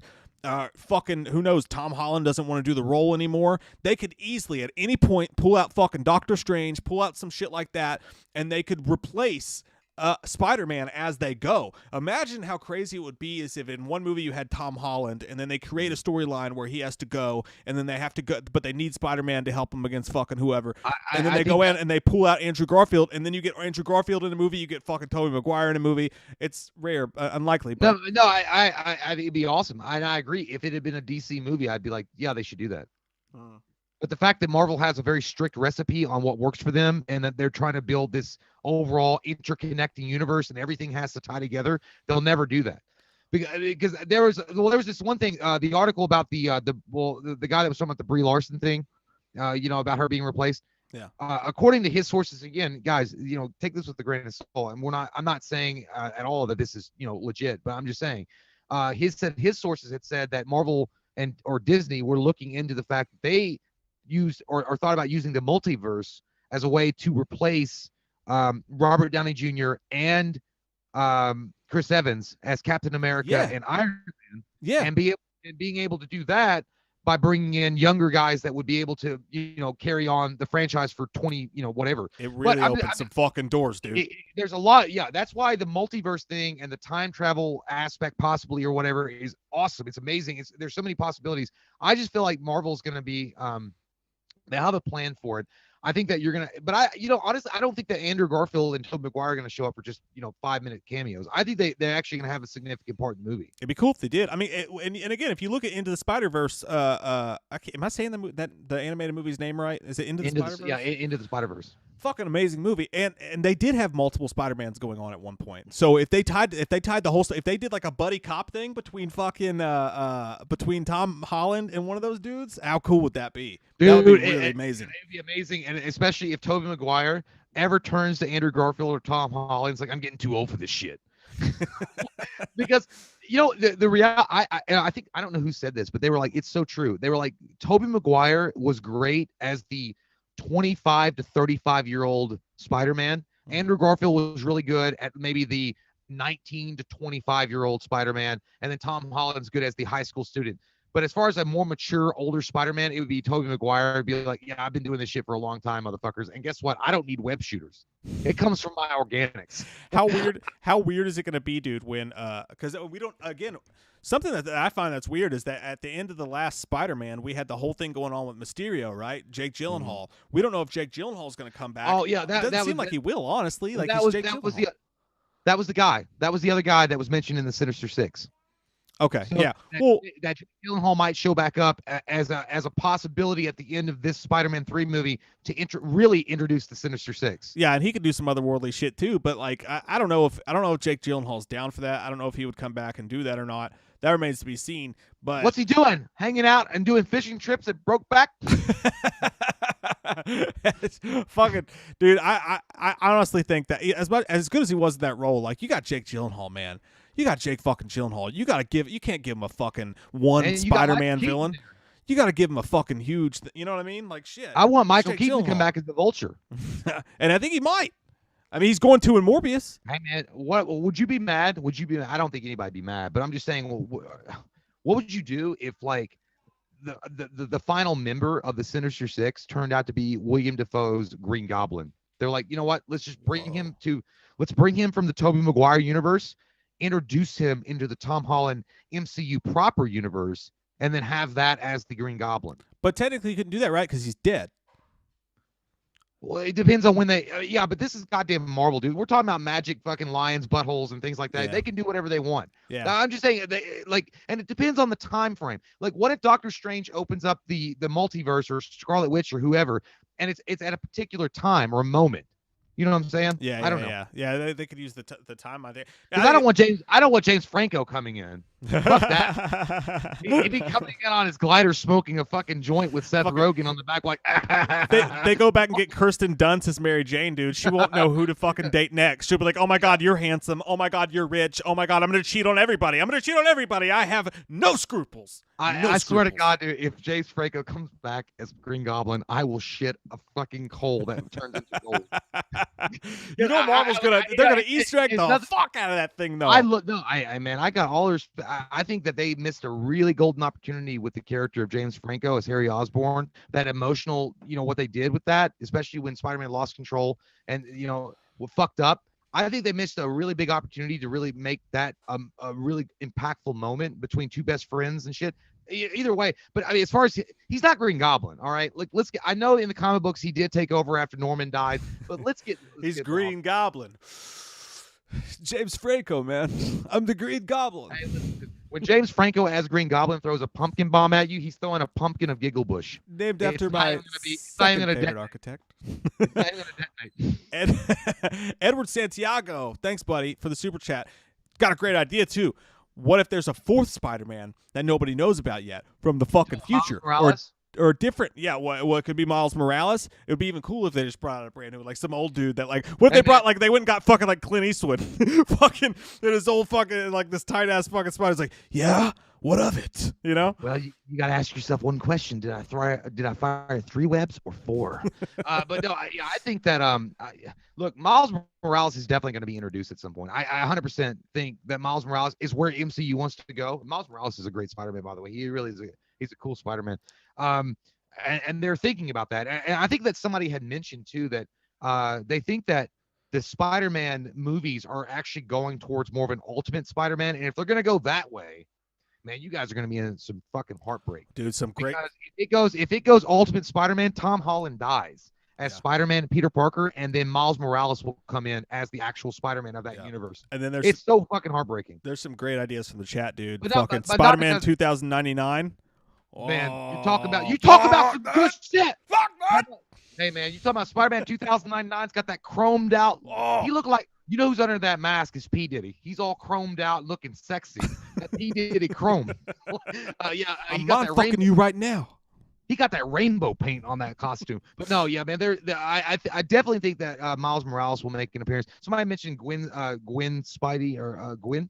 But she might, yeah. I think that Marvel, but I really do think that Marvel MCU is definitely going the route of Miles Morales, and I think that they want to set up a relationship with the audience and Tom Holland, and when that tragedy strikes, it's going to be really heartbreaking for people, and then it sets up Miles Morales, and I think that's exactly what they're going to do. If you're Tom Holland, though, if you're any of the, mainly Tom Holland, if you're Tom Holland, are you looking at this going, fuck? I'd be looking for a new job. I just got really expendable. You know what I mean? Like, what are we, some kind of Suicide Squad? I just got really expendable. Like, because at any point, Marvel could be like, you want to leave? Fucking go. Go fucking play Tomb Raider. I don't give a shit. Or what was it that he's doing? The other video game. Nate Uncharted. Nate, Jay, you're frozen. And you got this weird fucking frozen face. You're like, I don't know. You have to rejoin if you can hear this. Jay just went into the fucking multiverse. he's gonna come back fucking older. Yeah. No, dude, fucking Spider-Man 2009 would be, or 2099. Those are some cool ass looking shits they got. Yeah, I know Skill. Kirsten Dunst can get it. Everybody can get it from Skill. Again, Kirsten Dunst doesn't do it for me, man. Oh yeah, Jay's gone. He'll pop back in here in just a second. His internet just took a shit. I'm awkwardly big right now. Both in my pants and on your screens. Oh, there he is. I'm small again. Can't hear you. Can't hear you. Got no audio. Did you come on my screen? There you are. Yeah, dude. Fuck. I guess Marvel was trying to silence the situation. They're like, you're too close. You're too close. I didn't have one of those fucking spiral things in Doctor Strange to open up a new portal. But yeah, sorry guys. I don't know. Look, I just got America Online and I just installed the startup seat. You got that disc in the mail? I got that disc, and I'm really excited to get on some Messenger. But anyway, yeah, I have no idea what you were saying. I just got you. The last image I got of you was like this. Dude, yours froze. You were like, yeah, I was really thinking about it. Come I on, was listening, baby. No, because I was listening to what you had to say. I was. Well, I think we pretty much covered the Spider-Man 3 casting news, except for one thing. And this, I set this out aside differently because I totally fucking disagree with it. I mean, I just got a feeling. I got a feeling. Yeah. And it's not a good one. What is it? This next story that we're going to talk about, all right, is that, and it's being ran with as if it's fucking fact. So maybe I'm wrong. Maybe I'll eat shit on this one. I don't know. I'll be used to it. You eat pieces of shit for breakfast? But the and it's actually more of a rumor than it is anything, but if you look online, it's being ran with as fact, is that Charlie Cox has been announced to return as Daredevil in Spider-Man 3 as well. I don't believe it. Here's why I don't believe. Now overall, if that were to happen, I'd be like, yeah, that makes fucking sense, especially the way Spider-Man, the last Spider-Man ended with J. Jonah Jameson on the big screen, and he's like, telling everybody that Spider-Man killed this dude, and then Spider-Man needs a lawyer, right?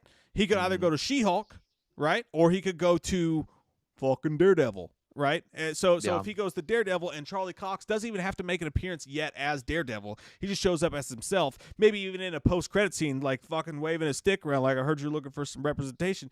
You know what I mean? Like, I can fuck shit up too. Maybe that happens, but here's why I think people are running through this way too quick, okay? Let me pull up the news story here. Tell me! I will find him! I feel like Tom Hiddleston. Tell me! Now, first off, I want to say nothing against this site whatsoever. I fucking get it. I sit around all day. What's the site name? What's the site? It's murphysmultiverse.com. I thought it was like we're not pretty much it.com. Not pretty much it, but we got this covered. Oh yeah, fuck. But it's sorry, Murphy's, Eric. Jesus Christ, we're never gonna go back on your show. I've never heard of Murphy's Multiverse before. All right, they got like 5,000, 7,000 some Twitter followers. That they're the ones that came out with this whole story, and what they say is that. Let's see here. Let's look at it together. Daredevil's about to be reborn in the MCU. It's the latest bombshell we've heard from several of our trusted sources. Mm-hmm. Our trusted sources. Now that Netflix shows our toast, Kevin. Hopefully, it's John Favreau. That would be a trusted source. You would know. Yeah. But what they're saying is that they're the ones that sparked the rumor that that he was going to be in the film. Now, again, I want to say this very clearly. Nothing against this website. I wish the best for them. I hope they're right. I hope they just fucking nailed it, and I hope their sources are correct. But my judgment comes to everybody else, all the other people that are running for this as though it's fact. Okay? Yeah. It's Murphy's Multiverse. I don't know. Everybody wants a piece of the cock. The Cox. Charlie Cox. Look, he was a great Daredevil. He was awesome. Netflix nailed it with him as far as casting goes. I can kind of see it, Marvel moving forward and trying to integrate these heroes from Netflix into Marvel, especially in a Spider-Man movie, and then throwing Daredevil in there as a lawyer from Hell's Kitchen that represents, some kind of tragedy happens and has to represent, and it's Matt Murdock. Do I think they're going to get Charlie Cox? I don't know, because here's the thing about Marvel. Marvel has never been, and again, notwithstanding Jamie Foxx, Andrew Garfield, Tobey Maguire, and Doc Ock, none of that. They've never been that kind of company that will. They want to make sure that what they have is like their stuff, like their guy. And Charlie Cox actually came on record, and again, you take it with a grain of salt that he was never contacted, and that if they had a new Daredevil in the Spider-Man 3 movie, it was not him, which is probably true. I mean, yeah. They might be trying to introduce Daredevil, and they might be trying to introduce the whole universe of that, but using Charlie Cox would almost in a way, and again, almost in a way, just saying we were wrong and Netflix was awesome. Yeah. We shouldn't have canceled it. Because if they say, okay, Charlie, come on in here. Come on in here and have a seat. Come on in here and take your seat at the head of the table and have a drink of this tea. If they do that, it's almost like them saying, you know what? Maybe we shouldn't have canceled Netflix. Yeah. Come on in. You was right. We was wrong. You got a nice name. I like your last name especially. But if you guys realize I went dark just now, Ellie came in to make an appearance and she fell over the light and knocked it down. So she looks like she's trying to turn into a Power Ranger. She's like doing this. She's got pin tattoos on. Oh. Say hi. Can you say it's morphin' time? I don't. What time is it?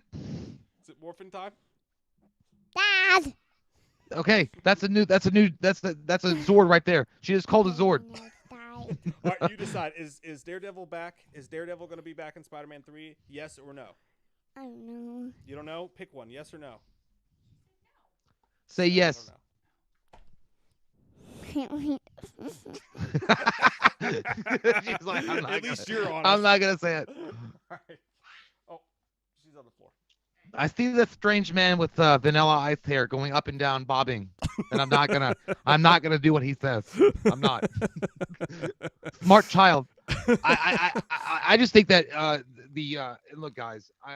As far as a huge fan of Netflix's Daredevil, would love nothing more than to have Charlie Cox come back, integrate into the Marvel universe. Do I think that's going to happen? Fuck no. And the reason why I don't think that's going to happen is because Marvel's not going to admit they made a mistake by canceling Netflix off or canceling Daredevil off Netflix. Yeah, and I also wonder, dude. Like, I mean, if Daredevil's going to come back, well, first off, here's the thing too.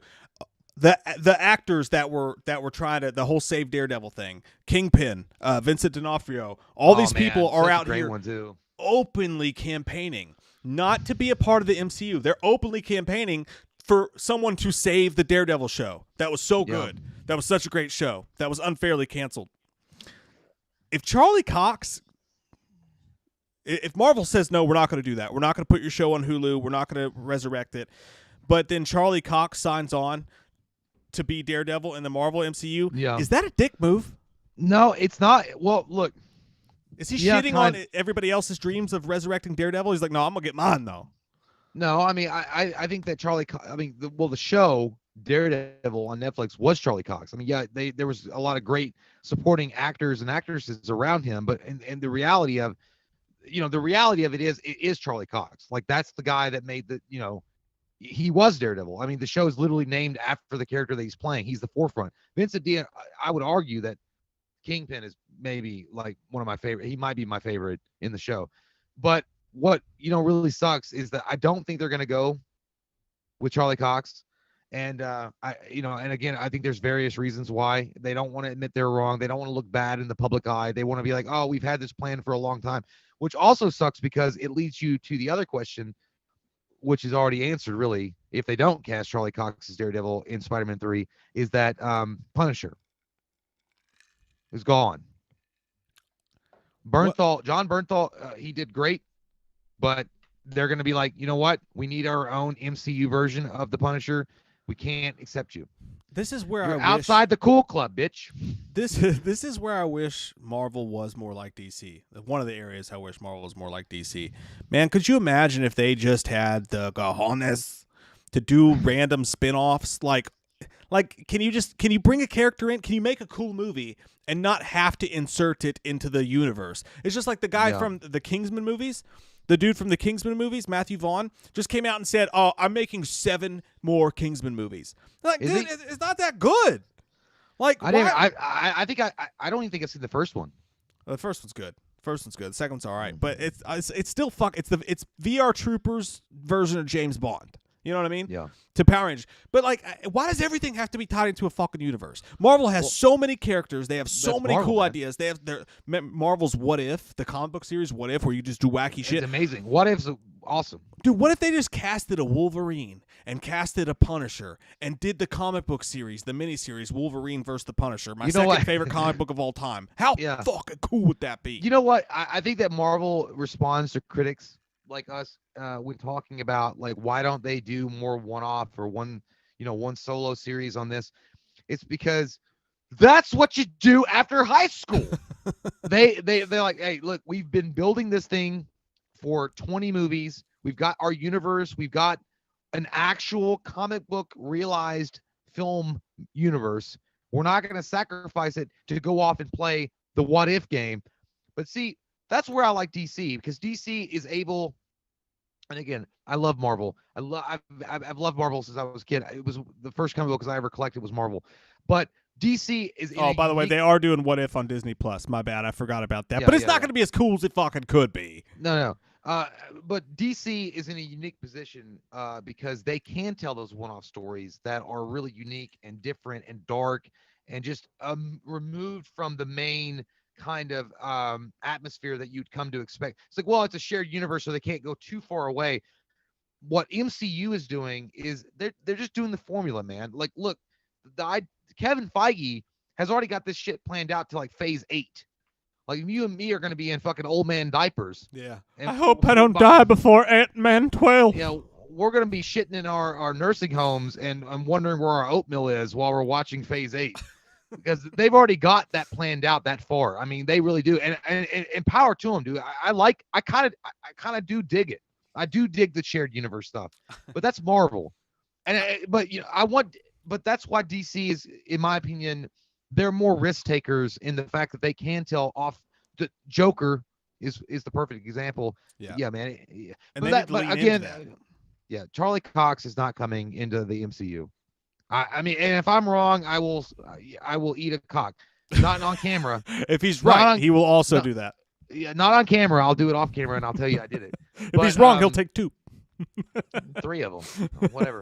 But no, I'll just tell you that.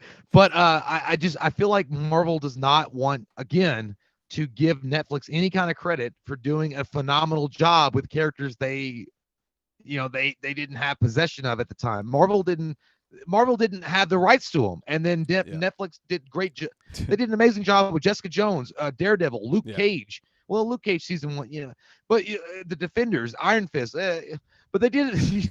But they can't still win them all, John. Yeah, it was still decent. And Marvel will never admit. Like, listen, if Iron Fist, Jessica Jones, Luke Cage, and Daredevil and the Defenders were like mega hits all across the board, and everybody fucking loved them, do you think that would have made a difference to Marvel? They would have said, fuck no, now we got to bury them even deeper in shit. Like, we're never going to say that another company that's not MCU/Disney did better than us. Yeah. You're right. I mean, that's why they're recasting the X-Men and everything, right? I mean, but I got to say this real quick, dude. I was thinking this. And by the way, yeah, they are doing a Marvel What If series. I forgot about that. But isn't it animated and isn't it going to be on Disney Plus? I'm talking fucking movies, man. I'm like, let's make a movie. Let's fucking make Gambit versus Cyclops and just have a whole fucking movie. Be like Assassins. Sylvester Stallone versus Antonio Banderas. Like, just crazy shit like that. Have a versus series. Yeah. Like, you could do so many cool things. But it's like, no, it's got to tie together. I want to see Marvel Zombies, dude. I want to see a legit, full on fucking Marvel Zombies movie with like the blood, disgusting tits, ass, blood everywhere. Robert Rodriguez writing it, the guy that did The Walking Dead directing it. I want to see all it. Colonel America. I want to see all it. But you know what? They'll never do it. But they did. But I know that on What If they are going to have a Colonel America. They're doing the zombies thing too on What If, I think. Yeah, I know, but it's gonna be watered down. Like, I'm not, you're not gonna get to see the actual Zack Snyder Dawn of the Dead shit that it should be. That's the fucking problem with Marvel being owned by Disney. I don't know why. Like, everybody was like, oh my god, we're getting fucking Star Wars. But instead it should have been like, oh fuck, Marvel just became like nothing but a kids thing for real now. But that's aside the point. What I was thinking this whole time though, dude, if they do What If, can Creed please come back to sing the fucking theme song? You know what I mean? What if you did made zombie Captain America? Hey man, I think that everybody would love to see. Yeah, I don't care. Whoever they bribe to come back and do a soundtrack, I wouldn't give a fuck. I just want to see Marvel Zombies on the big screen. I'm just saying, like, Creed's What If as the soundtrack for Marvel's What If. It'd be great. Yeah, if like every episode started with Creed saying What If. It'd be... What if? What if? What if? What if Cyclops? Fucking no, like, it'd be so good. Jeff Harris says, if Marvel did spinoffs like DC, I would love to see Thomas Jane to get his Punisher sequel. That Punisher movie is underrated, and you're fucking right, dude, it is. That Punisher movie is underrated.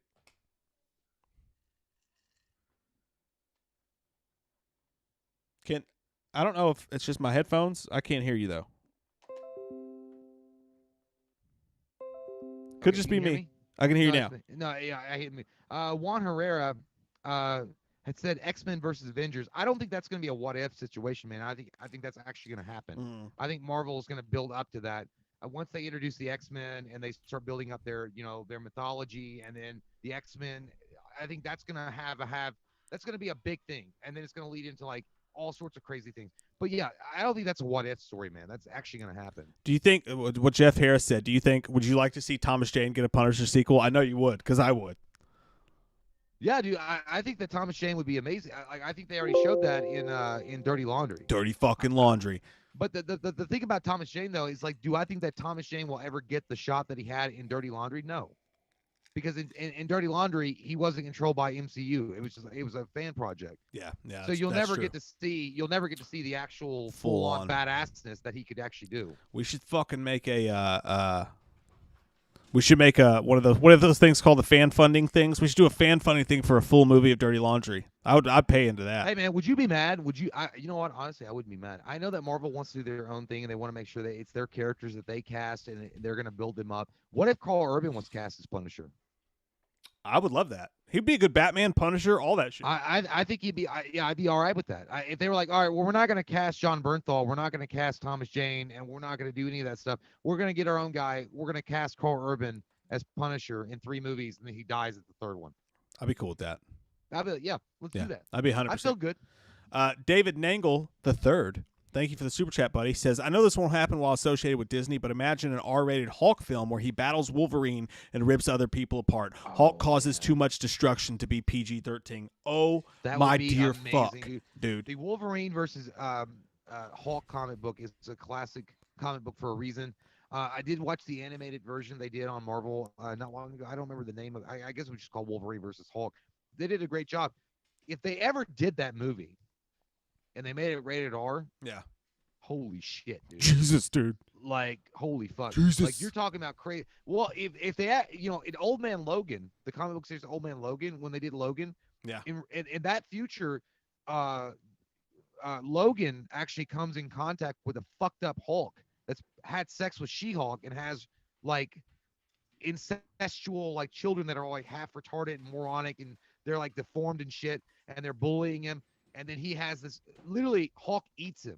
Hulk eats Wolverine, and then Wolverine bursts out through his fucking stomach. That's a little too fucked up for me. Even I don't want to go that but far. It's amazing, dude. Like I'm saying, like if they ever did the actual Old Man Logan, like people would be like, "What the fuck?" But yeah, man, Wolverine versus Hulk with the rated R. Jesus, give me that. And you know what I'll say about that? And normally I love the rated R stuff. I don't even need Wolverine versus the Hulk to be R rated.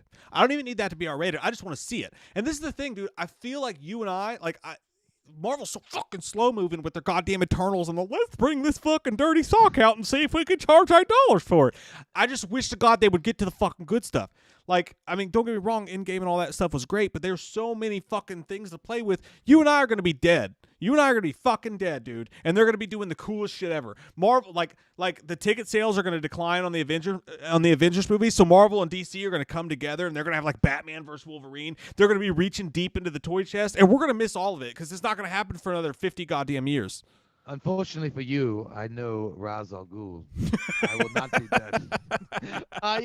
Yeah, I know it sucks, man, because like some of you younger guys and gals out there will be able to probably see as you're turning a dusty white of 70. You'll get to see some of these movies come to fruition. But either way, I don't think you're ever gonna see, like, obviously Disney's never gonna let loose of Marvel. They're never gonna have a company come in and buy Marvel from them. It's just never going to happen. Disney is a powerhouse. They're a juggernaut. They're never going to go. They're like Walmart. They're not going to go anywhere. Sucks, okay, man. They're low prices and mediocre entertainment. No, I'm kidding. I love Sucks, them. dude. But I'm just saying, you will have. You just never. Unless Disney ever decides to make a separate company of themselves where they can do rated R films. Like I know they're going to do a Deadpool that's supposed to be separate from them. Maybe in that possibility they could do stuff. I don't know. We'll see. Gary Catlow says, and thank you for the super chat, Gary. says, I think someone asked Grace Randolph to ask her source, and he said the guy in charge of the MCU didn't want to use all the Netflix actors, only Daredevil, Wilson Fisk, and Punisher actors. Now, no offense, and thank you very much, Gary, for the super chat. No offense to Grace Randolph, but it seems like sometimes she just says shit. So I can't trust that source either. And I know that source has been wrong before. I don't know about this other website. What was it? I like Grace Randolph too, but I think Murphy's Multiverse. But she's been known to just say shit. Kind of like we got this covered. I'm just being honest. No shade, but it's just true. I don't really go to a girl that looks like she could be on Real Housewives of Dallas for my movie news. But anyway. I don't know what the Real Housewives look like. So yeah, well, trust me, she looks like one. But anyway, it is what it is. I don't know. I could see that kind of though. I could see that if Marvel were like, what's the most popular actors? It'd be those actors for sure, and pull them over. But the thing about it is, Marvel's a proud ass company. They don't want to give credit to another corporate entity that created these characters and cast these actors. They don't want to do that. Like, trust me, they don't want to do that. They want to create their own shit and then therefore make them better. So, we'll see. I mean, we'll see. It'll all come out in the wash eventually. Either he'll be in it or he won't, and we'll remember these things. You know, the world remembers. The internet doesn't fucking go away. King of Evil, Ganondorf, Dragmeyer has made an appearance. Hey, buddy. He says, if you're wrong, Jay, I'll change my entire YouTube profile to something else. No, we don't want you to do that. We fucking like it. Don't do it. You destroyed the Master Sword. For God's sake, you killed that bitch elf Link. You don't change it. You embrace it. If you're wrong, if I'm wrong, we go together into the hills of Scotland. Don't you ever change that beautiful fucking name you got there, man. But all right, guys, the last news story of the night that we're going to talk about is an exciting one. I mean, it gets me going. It gets me going. Get your dick all flopping around. I want to. Like a sourcing stone. Yeah. What? Wait, what? No, like the thing with the ghost hunters when they do the two little. Oh yeah. I know what you're talking about. I don't know what they're called. I don't know. I know what you're talking about. But no, this last news story comes from my wiener. No. Oh. It does come from. Cloudy with a chance of chlamydia. No. Okay. So now again, this comes from the WeWatchTheMovie.com website. By the way, I did write the first article about this. That was us. We didn't sprain the news. We broke the news for once. No one cares. Go check it out, guys. Jesus, what are you waiting on? Fuck yeah, man. WeWatchTheMovie.com. Sign up for the newsletter and get this shit straight to your box. Fuck. Anyways, the story is John Carpenter possibly putting his little finger in the pool that he might come back to the director's chair for a movie with Blumhouse, The Black Lagoon. The creature from The Black Lagoon. Not your ex-wife, Jay. Yeah. Not your ex-wife. Don't be scared. It's really close to home. Yeah. I was like, did he steal the script that I was going to write? Because he's a small bitch. But I did like fucking 8 articles yesterday, dude, and I was sitting here tired and fucking like wheezed out of my goddamn mind, and I was just scrolling through, and I just caught this tweet, man, and I was like, holy shit, really? Are you fucking serious? This account, Golden Ticket Vid, at Golden Ticket Vid on Twitter, tweeted out, they said, at Jason Blum, if you're going to produce a remake of Creature from the Black Lagoon, can you use the script meant for the horror master John Carpenter and maybe have him direct? Now, John Carpenter fucking tweeted it. As if to say, I'd do that shit. He's like, maybe me interested. What you paying? What you paying? I think that's pretty awesome. I definitely would love to see John Carpenter tackle some classic Universal monsters. I think he would do a really good job with it. I think he would bring some sensibility and stylization to those classic characters of Universal horror catalog. Creature of the Black Lagoon actually fits with his style pretty well. If he's interested, I don't know. And also, I'm also wondering if he would want to get with his grandson and do the music with it as well. If he wants to direct it, write it, and then actually do the music for it. Yeah. Well, I think for sure he would do the music for it. You're frozen again, by the way. I don't know if that's just a temporary thing or not. No, you're frozen on me. I'm probably gonna blink in and out for a second. Okay, hang on. Let me see. This might help a little bit. And by the way, King of Evil Grant Ganondorf Dragmeyer says, "Don't worry, I won't change my friends." Thank you, sir. It's a wonderful name. But no, dude, I think number one, John Carpenter hasn't directed since 2010 with The Ward, which is an underrated horror movie. That's a good horror movie. I dug it. He hasn't directed since then. And again, I realize this is just a retweet. But at the same time, John Carpenter only speaks when he fucking means it. John Carpenter doesn't go around retweeting a bunch of shit. He doesn't go ninny-hooing around with his shit. You know, John Carpenter says something, you should fucking listen to it. Not only that, but John Carpenter wrote a script for the Black Lagoon back in the day. He wrote an unmade movie script for the movie The Creature from the Black Lagoon back in the day that never ended up getting made for whatever reason. There's articles about it and stuff out there if you want to delve into it. But not only that, he has a good working relationship with Blumhouse. He has a good working relationship with Jason Blum. And so if the situation was, all you need is the want to from Carpenter. That's all you need. And that movie happens. And here's why. They're doing the Universal Man, right? They just did, or the Universal Man, the Invisible Man. Yeah. The Universal Man's who all of our girlfriends and wives leave us for. He could do everything. It's like he's got 12 fingers. He looks like Tom Cruise and Brad Pitt's breath. But number one, they just did the Invisible Man. There's rumors out there. There's rumblings that they want to slowly but surely possibly resurrect the Universal Horror Monsters list. I think they totally want to do it.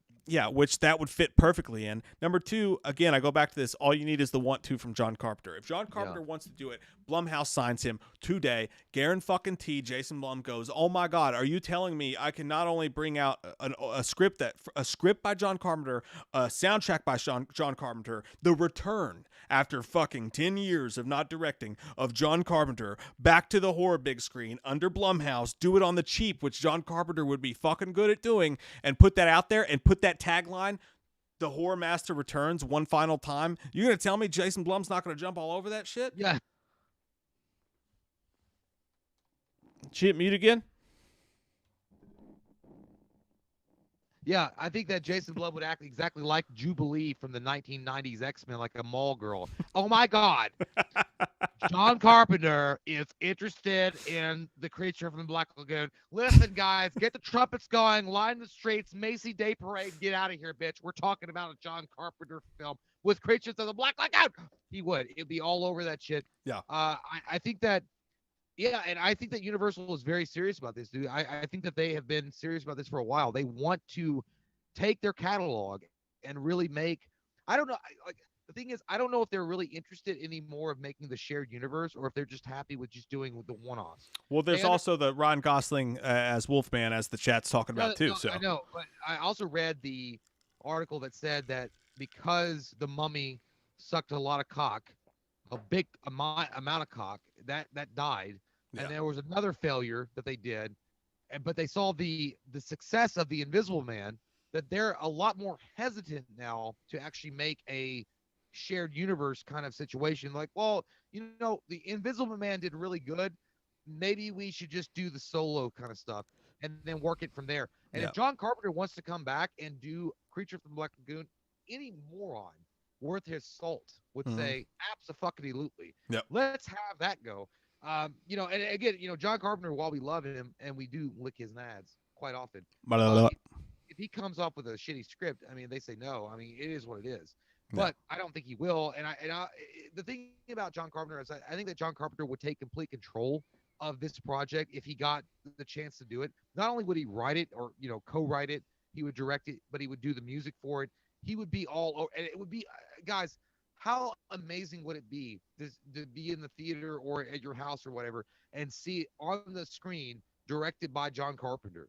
You know you're going to be into some cool-ass freaky shit. Man, to hear that old-school John Carpenter type vibe in a movie theater again with those bass lines dropping and that synth score, I would fucking eat that up. That would be my most anticipated movie of the year. You know, I gotta be honest. I never would have thought John Carpenter would have wanted to do Creature from the Black Lagoon. I wouldn't have either, but he already wrote a script for it, so I think he wants his script. The only question I have, Jay, is it John Carpenter's an old school kind of guy. Blumhouse is a new school kind of place. You know, inclusivity, all that stuff like that. You know, the modern woke world that we're in, or whatever. Like, and you know, is John Carpenter going to clash when it comes to him wanting to make his vision with Blumhouse? I think it'll be John Carpenter says, "I am the law." It'll be goddamn Sylvester Stallone as Dredd, and Jason Blum and Blumhouse will be like, "I bow the knee." They will not interfere. Like here's what happens. Blumhouse understands you got one of the last few remaining master of horror directors still alive, willing to direct a flick. Right? It's a cash cow, man. You're not gonna fucking be interfering and being an asshole. I'm like, you gotta be woke about this. They're gonna be like, you know what? Maybe we should take a step back and let the motherfucker that literally created Michael Myers, that created Halloween, that created all these awesome, The Thing, that did all these amazing movies in the day. Yeah. How about we take a step back and let him do his magic, and then we'll fucking figure it out. Yeah. And that's what they're gonna do. They're gonna give him carte blanche to do what he wants. And I there's not gonna be interference. Yeah. I think that John Carpenter's going to write the movie he wants to write, direct the movie he wants to write, and then once he turns it in and they're like, we don't like it, and if some fucking woke-ass lawyer from L.A. comes in and is like, well, you got to throw this and that, and then he'll be like, you know what, I'll just walk from the project and you guys can get who the fuck you want. Yeah. They're not going to do that. You're not going to turn down John Carpenter. I mean, for fuck's sake. That's my whole point. I mean, just from a purely financial situation, I mean, if you're doing, like, you make a fucking good trailer, you make it look scary, you drop John Carpenter, the master of horror returns. You know, you could even do the For One Final Film. For the first time in 10 years, John Carpenter, you can't tell me that's not going to make a fuck ton of money at the bottom. From the studio that brought you fucking Get Out. From the studio that brought you Halloween Kills. You know, that shit's going to fucking rage at the box office, man. I don't care if it's a turd on a toilet. It's going to fucking rage. I got to be honest, like I said, Creature from the Black Lagoon is cool. I never really was a big fan of. I don't know shit about it. No, he's all right. He's literally a creature from the Black Lagoon. But, it literally is a turd from the toilet. Somebody had mentioned in the chat, well, it's not a turd, but it's kind of like, I don't know. As far as like the Universal monsters, I didn't really. He looked badass. He looked cool, but I never really got that interested in his character.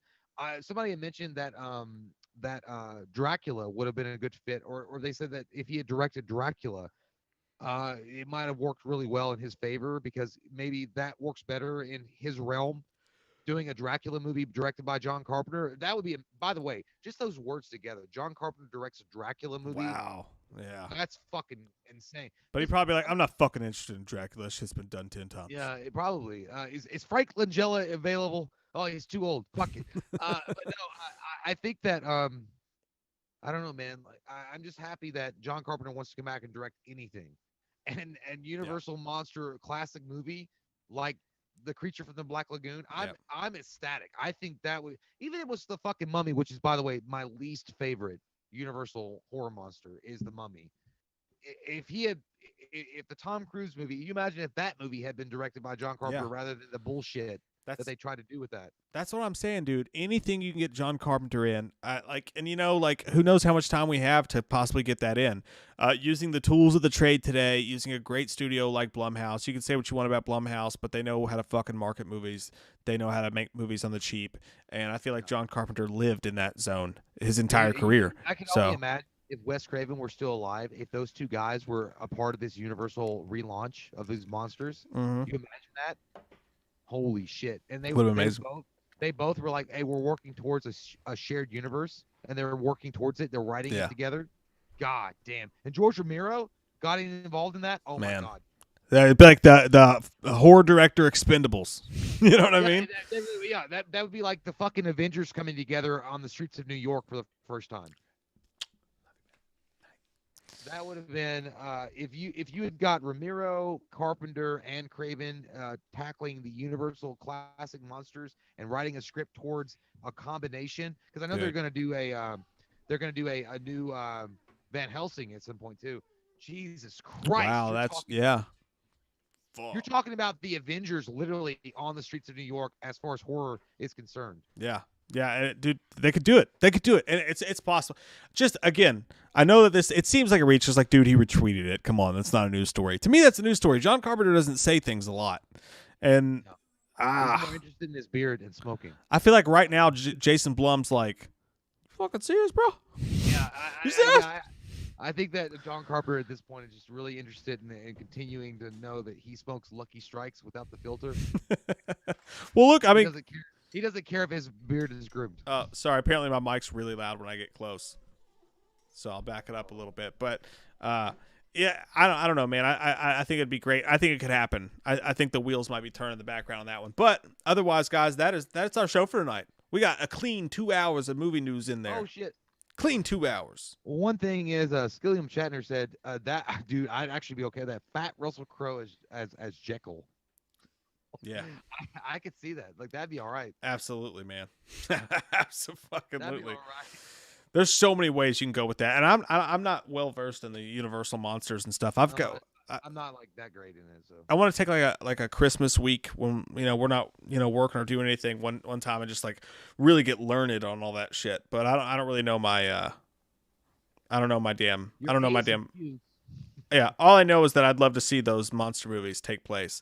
But speaking of my me getting too close to the mic and being too loud, we got to work that out. Sorry about that, guys. But the show, by the way, if you guys do miss a live stream, I'm gonna start putting all these on the podcast, which is on Spotify, iTunes. If you guys wouldn't mind going on iTunes, Spotify, wherever you listen to podcasts and giving us a review, that would be dope as shit. That would be really cool. Again, wewatchmovie.com. Subscribe to the newsletter. That would be cool.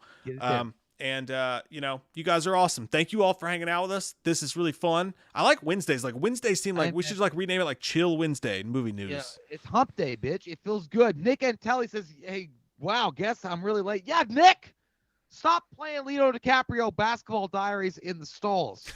Come over here and hang out with us. Come on, Nick. Get in here. Yeah. Hey, man, I'm having a blasty blast with these podcasts, especially on Mondays and Wednesdays. But Wednesdays, you're right.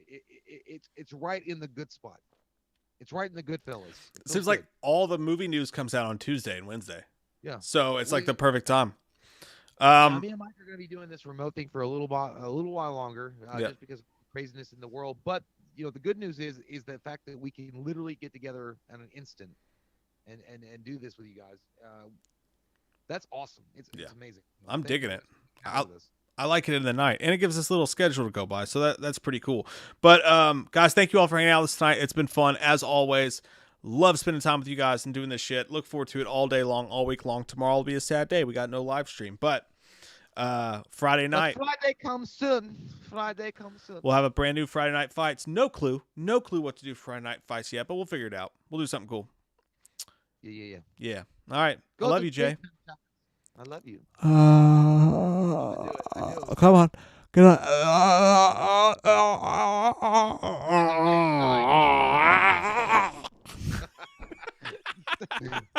Bye, guys.